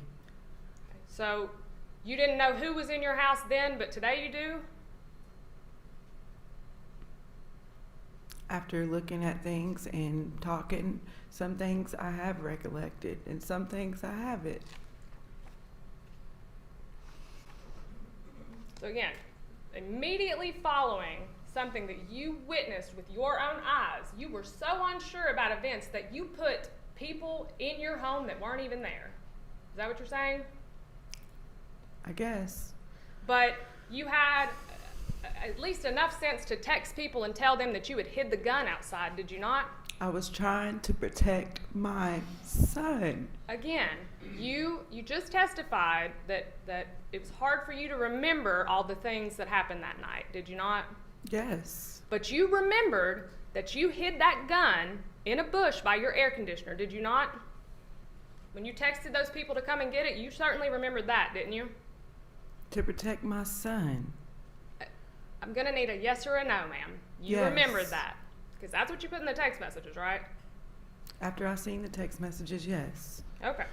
So you got that part. That was fine. But you can't remember, immediately after the shooting, you couldn't remember who was in your house? Immediately after? Correct. When you're being interviewed, you say Antoine was in your house. Judge, can we clarify when we're being It's been asked and answered, gentlemen. Move I'll on. do it. Okay, now again, the story that you just testified to, you said that you were outside, where were you, on your porch? I was walking in the door with my hand on the door when I seen the flash of light from the gun. And so was Gavin in that second living room? Yes. And so you weren't actually in the room when he shot, correct? No. Now, you do understand, you've heard the expert testify about gunshot residue. You heard that testimony? Yes, ma'am. You do understand that gunshot residue was found on your clothing, correct? And I assumed that it came from when I was trying to help my daughter. Do you not understand? Let's talk about that real quick. Let's talk about you trying to help your daughter, okay? You stated that you rendered aid to her. How did you do that? I was talking to her, saying her name. I got a towel. I prayed. Again, you've heard the testimony of the officers who were on scene, have you not? Yes, ma'am. Miss Howington, you didn't have a drop of blood on you. So how were you rendering aid to your daughter on scene? I didn't really see a whole lot of blood on the front of her until we looked at that video or whatever the pictures. I didn't even know that there was that much blood on the couch. You saw the front of her shirt, right? That had to be cut open? Yes. Saw that it had blood all over it, didn't you? Yes. Okay, so it's It didn't have blood all over it, no. It just was like right here. When it happened, that's what I seen. So you said that you rendered aid while you were on the phone with 911, is that right? Yes. I kept asking them, what do I need to do? What do I need to do? And they couldn't tell me. Was that before or after, again, while you're on the phone with 911? Is that before or after you're outside hiding the weapon that was just used to shoot your I was daughter? on the phone with 911 when I took the gun outside. Correct. But you also just testified that while you were on the phone with 911 that you were rendering aid to your daughter. So I'm just trying to figure out how it was that you were hiding a gun and rendering aid to your daughter. I did not hide a gun, ma'am. I just threw it out there. Okay.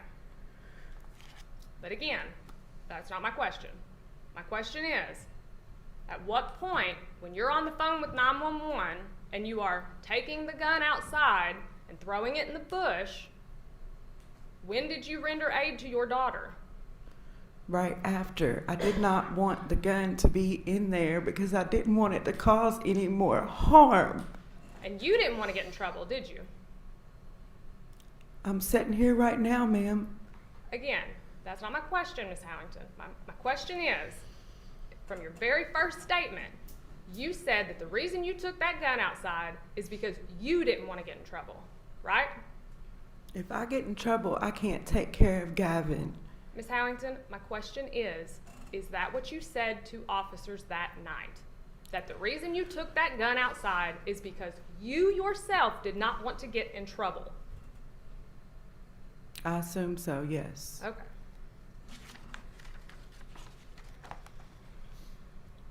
Now, your attorney asked you about this. I won't go into it a lot, but I do want to ask. Now, you've talked a lot about this rape that occurred in Bristol, right?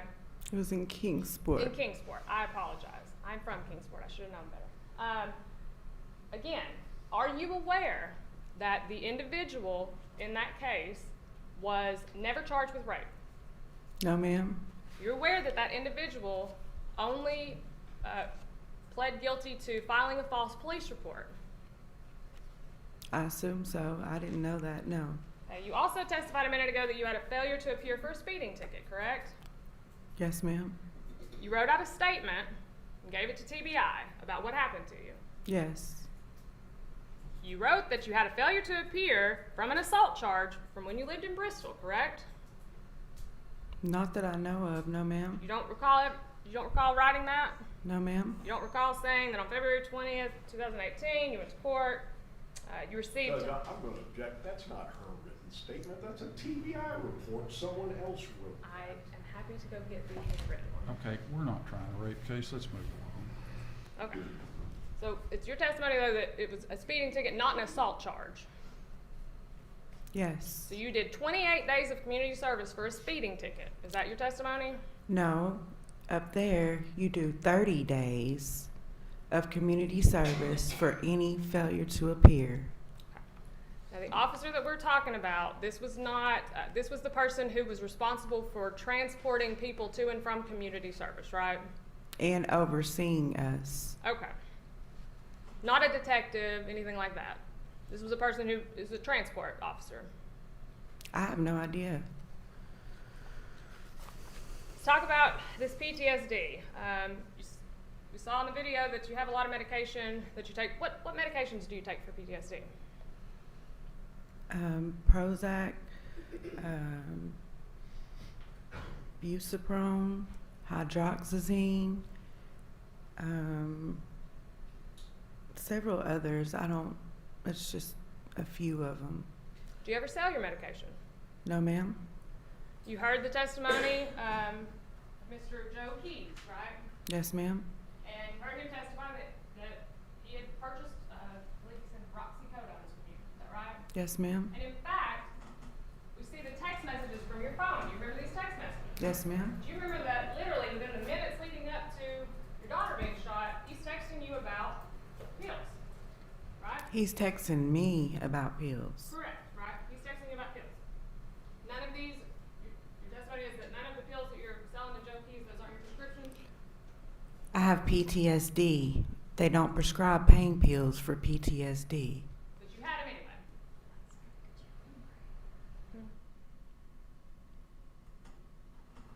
But you had them to sell to him, even though you weren't prescribed them. Yes. Okay. Same instruction from a couple days ago, ladies and gentlemen. The fact that Ms. Howington may or may not have done this is relevant for other purposes, but you may not assume that this is in some way suggestive of a propensity to break the law. Does everybody understand the distinction? Go ahead. I also want to ask you about one specific thing that you said to Mr. Key.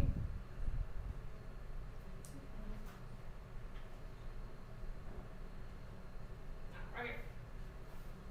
So 926, go to my house, the back way, get my gun out of the bush under the air conditioner. Gavin shot Destiny, then come to UT, and I got you for free. Are you referring to pills at that point when you say I got you for free? I assume so.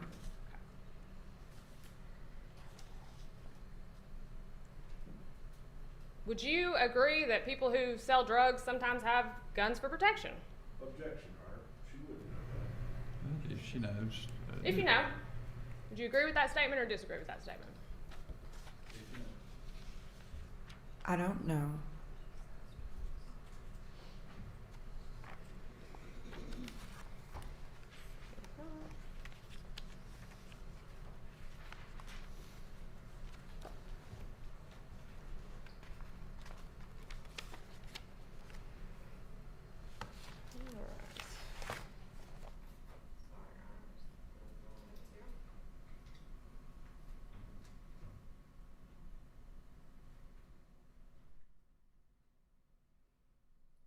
Talk to you about, I believe your attorney asked you about something that was said about a forensic interview. Do you recall your attorney asking you about that?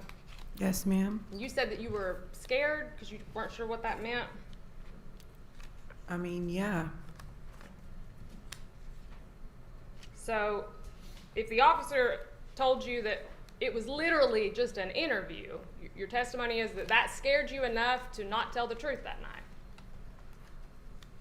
You just showed me pictures of you guys or someone taking pictures of my son while he was crying.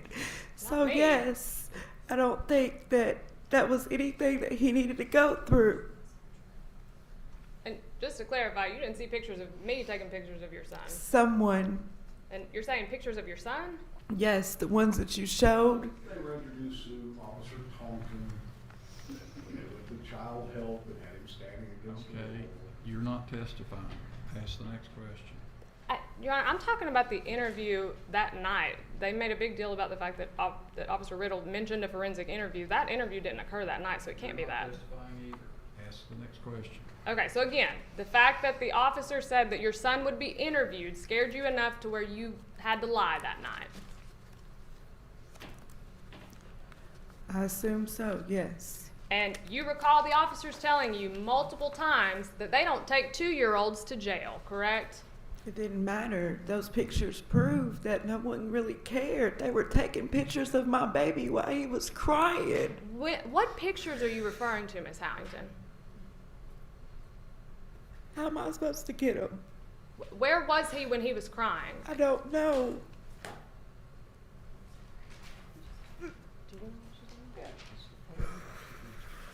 Now, which interview are you referring to? I'm referring to the very first interview.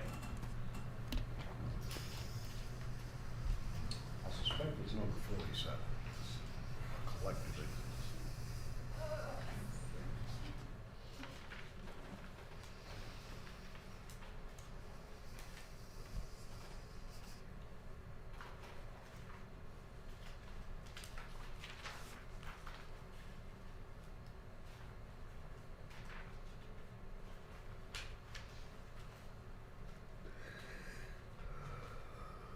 Are you talking about this picture Yes.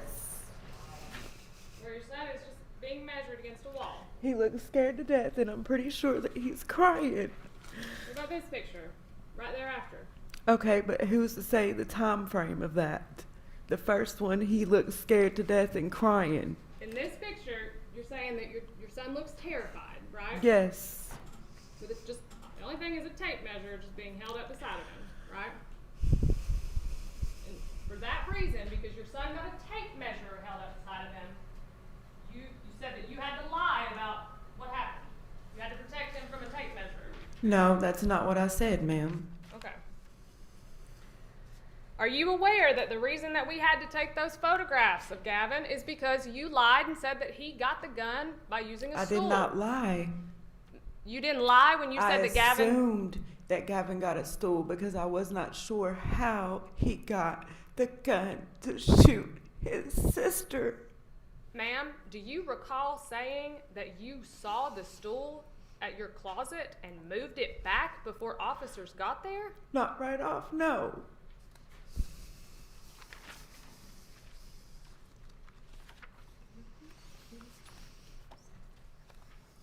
If you said that, would that be a lie? If you said in your first interview that you saw the stool at your closet and that you moved it before officers got there to help Destiny, would that have been a lie? I don't recall that. Okay. We will come back to that one as well. We'll find it and come back to it.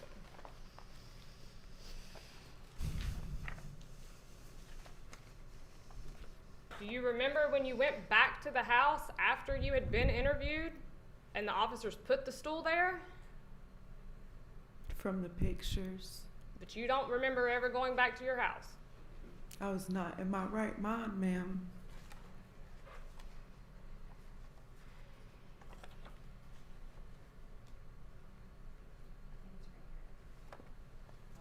Can we, get the, Didn't get the stool. Now you're saying you didn't see it get the stool. So there's. that's in the first interview. You can make a mistake, but I would think that that wouldn't be, you know,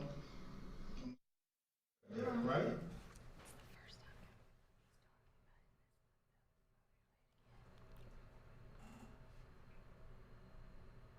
Didn't get the stool. Now you're saying you didn't see it get the stool. So there's. I can make a mistake, correct? You can make a mistake, but I would think that that wouldn't be, you know, a mistake you make right there, right?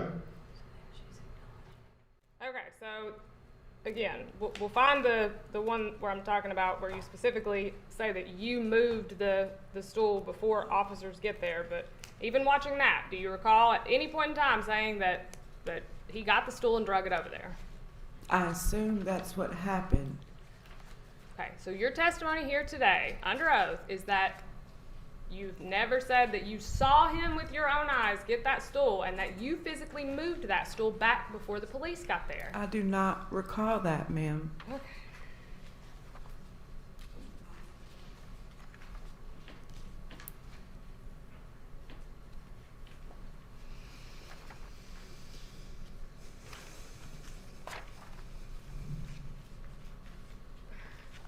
Here we go. All right, I'm looking at page 56 here. You wouldn't mind reading those first 4 lines. Or 5, I guess.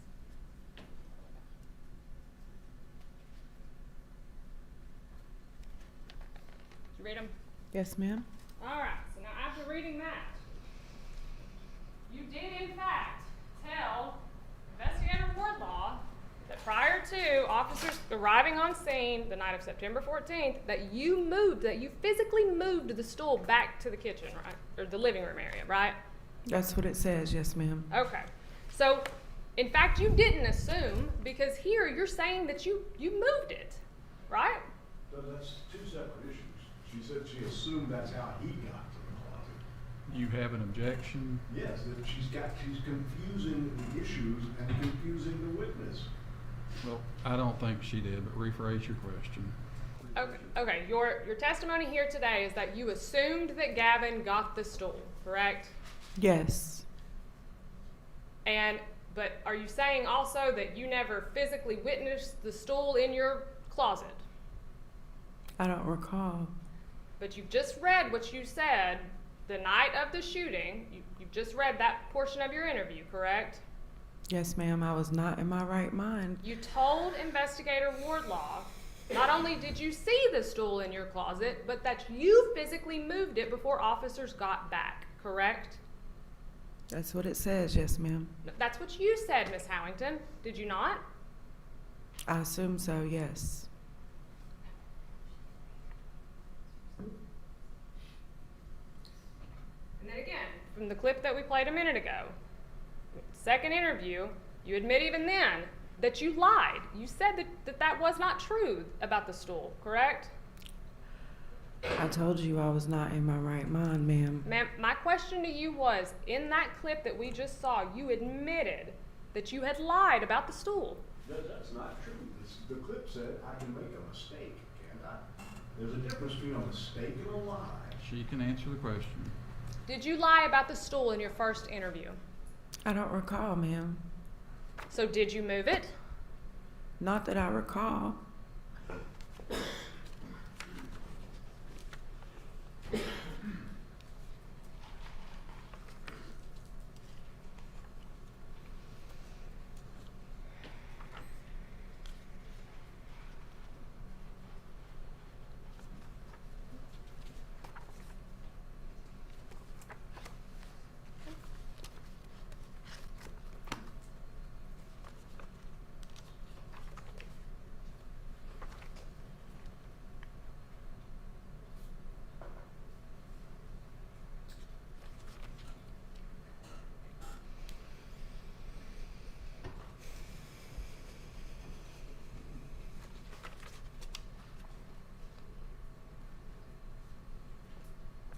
I do want to talk about this last statement that you made, not the one today, but the one you made in your second interview.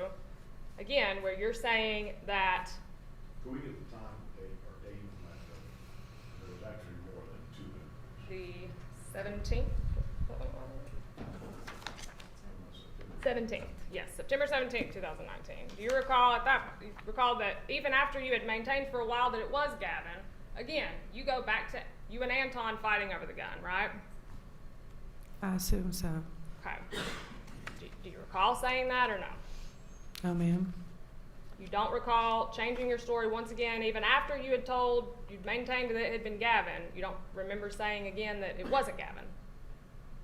No, ma'am. So we'll play it, but if I was to tell you that this was the very last statement that you gave to police officers before you came in today and testified on the stand, you actually don't blame Gavin in the last one. Why would I? I do not want him to live with the fact that he shot his sister for the rest of his life. Ma'am, my question was, again, your last statement to officers was that you and Antoine, who we now know was not even in the home that night, were in a fight when Destiny was shot. Do you remember making that statement? No, ma'am. Okay. I wonder if we could have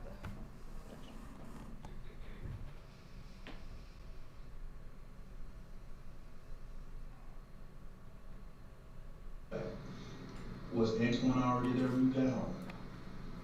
The neighbor said he had been here. Remember when I said I want you to tell me stuff that you hadn't told me before? Yes, he was. You need to tell me that. And he got out of the car already. Okay? It's good recording. And I asked Destiny what she wanted to eat, and he kept trying to interfere. And so and he don't like her to eat meat. So that was a problem right there. Anything that I do that he can find a problem with, it's a problem. Mm-hmm. So he didn't want her to eat meat first off, so he started all that shit too. And he just continued to scream and holler and raise his voice. And he went, I thought he was leaving. He went to the living room, so I was like, please leave. And he didn't leave. And I don't know, I felt threatened because I didn't know what the hell he was capable of. I mean, he's beat me to the point where I was unconscious. And I went and got the gun, and when I got it, he got it from me. Where was the gun? It was in the black bag on the back of the door. This is in the black bag on the back door, and you got it out. On the back of my bedroom door, yes. Okay, so let's talk about that. So here, again, you've now changed your story yet again and said that Gavin didn't do it, but you've also put the gun in the black bag on the back of your door, right? There's a nail on the back of the door. But no, I don't recall any of that. That's what you have to understand. Ms. Howington, is that not you on that video? Yes. So you said what you said, right? Not in my right mind. Again, the last statement that you gave was that you and Antoine were fighting and that he tried to get the gun from you and it went off, correct? That's what we heard, ma'am. Ms. Howington, are you aware that based on your statements that Antoine could have been charged with first-degree murder? I was trying to protect my son. Miss Antoine Howington. has tortured me Miss to the point of Howington. putting me in the hospital. My question to you was, I'd like to object. Can she But answer? she needs to answer the question first, and then she can explain. Ask the question again. you do understand that based on your statements, that Antoine could have been arrested that night and charged with first-degree murder, I was correct? trying to protect my son. The detectives Miss brought Howington, Antoine. I need you to say yes or no to my question first, please. Answer her question, and you can explain if you feel the need to. So, again, just a yes or a no. Do you understand that based on your statement to the police on the night that your daughter was shot, that Antoine could have been arrested and charged with first-degree murder? I guess, yes. You Never get- thought about it. You didn't think about that. When you were blaming him for the death of your daughter and he wasn't even there, you just didn't think about that. The detectives brought him up first. But you I ran was with trying the to story. protect my son. Antoine did not matter. He tortured me to the point where I was in the hospital. Antoine did not matter at that moment, ma'am. Okay.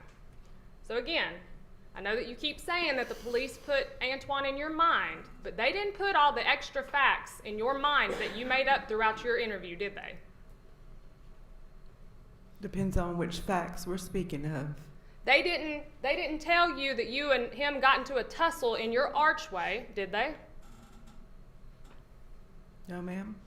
They didn't say that you and him were in a fight and Gavin grabbed the gun, did they? No, ma'am. You were the first one to say that, weren't you? After they brought him up, After they brought, Antoine up. okay, you were the first one to say Gavin was the shooter, correct? The police didn't do that, did they? I don't recall. Okay. They didn't say that Antoine went and got the gun from your closet, did they? You said that, right? I don't recall that either, ma'am.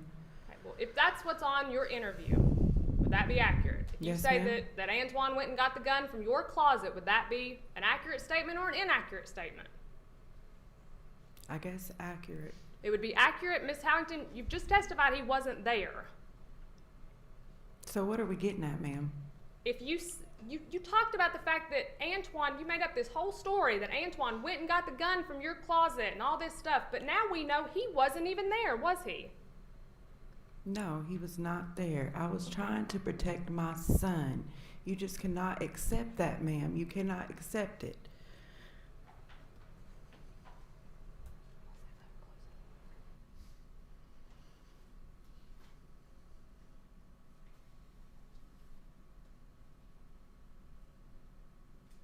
Do you recall being asked by the investigators why you tampered with evidence? Can we clear up when that was? First interview, page 41. In your first interview, do you recall being specifically asked why you would tamper with evidence? No.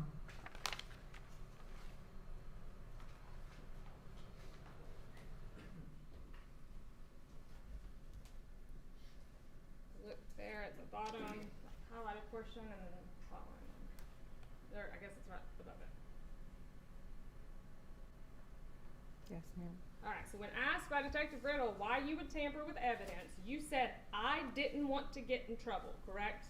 If I get in trouble, I cannot take care of Gavin. He had just done something that was terrible. So he needs his mother. Ms. Howington, did you say, I didn't want to get in trouble? Yes. You did not say that you were trying to protect your son, right? No, ma'am. Nothing further, Your Honor. Redirect.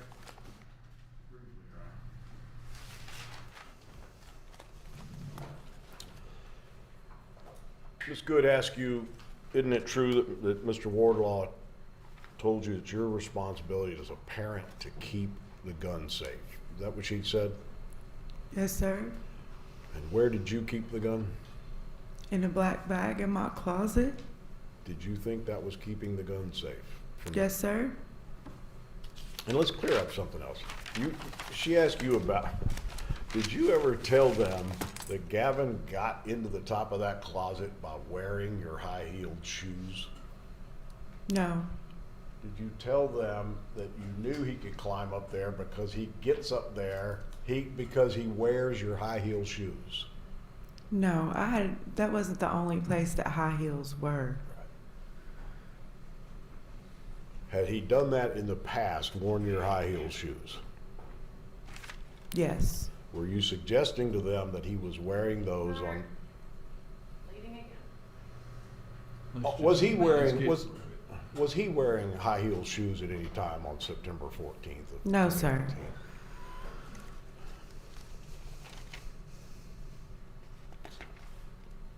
She asked you, did you ask Callie if he'd left that loaded, cocked weapon somewhere where the kids could get it? You hear that? Remember Yes. that? Did you know that gun was loaded on September 14th? No. Did you know it was cocked on September 14th? No, sir. They ask you whether or not you admitted to what happened on the 12th with you going out to confront him and taking that gun out there. you recall that? Yes. Do you recall also telling the officers that it happened on Friday? No.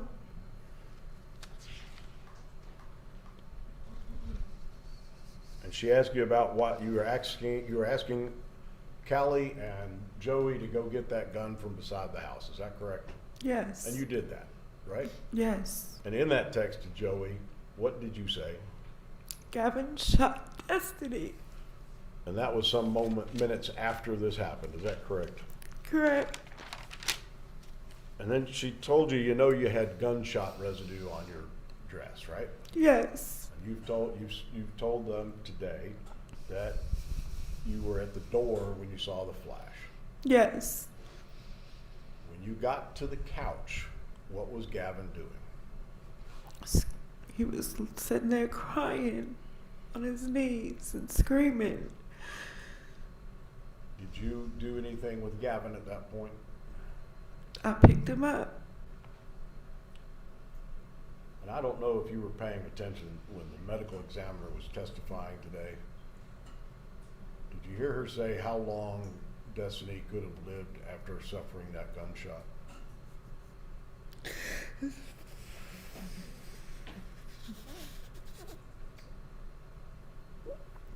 Honestly, no, I didn't want to. That's all right. But you do know the first officers arrived about 2 minutes after the 911 call. A minute and a half, 2 minutes, right? Yes, sir. And she spent a lot of time with you on what you said during that last statement on September 17th, right?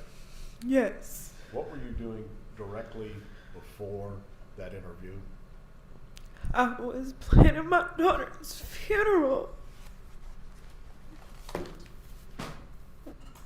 No further questions, Your Honor. Anything further? You may step down, Ms. Howington.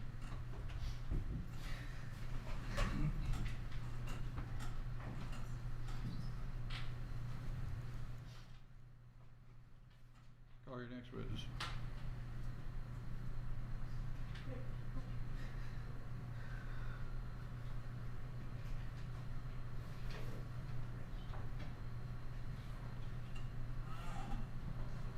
Judge of defense rests.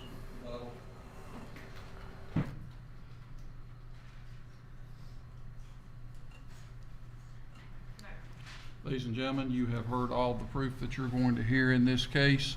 It is now, that clock's about 6 minutes fast. It's actually about 10 after 6, but it's late. We're not going to try to do anything else tonight. Obviously, there's no way we're going to finish this case up today. Go home, get a good night's rest. We're going to come back tomorrow, and we'll start back a little bit earlier tomorrow, because the first thing that's going to happen tomorrow morning will be final argument. State and the defense will each have closing arguments for you to consider. Do not discuss the case with anyone else tonight. Do not attempt to learn anything at all about the case, and do not watch any media reports or accounts about the case. Be in the jury room not later than 8:45 tomorrow morning. What I'm going to do is hear final argument tomorrow morning at 9 o'clock, and then once you have the case for deliberation, then I will do my regular docket after that. So first thing that will happen tomorrow morning is this case. I need you here a little bit earlier, and we will hear final argument. Court will instruct you on the law, and then 12 of you will have the case for your consideration and deliberation. Have a very good evening. I'll see you back tomorrow morning. All rise for the jury.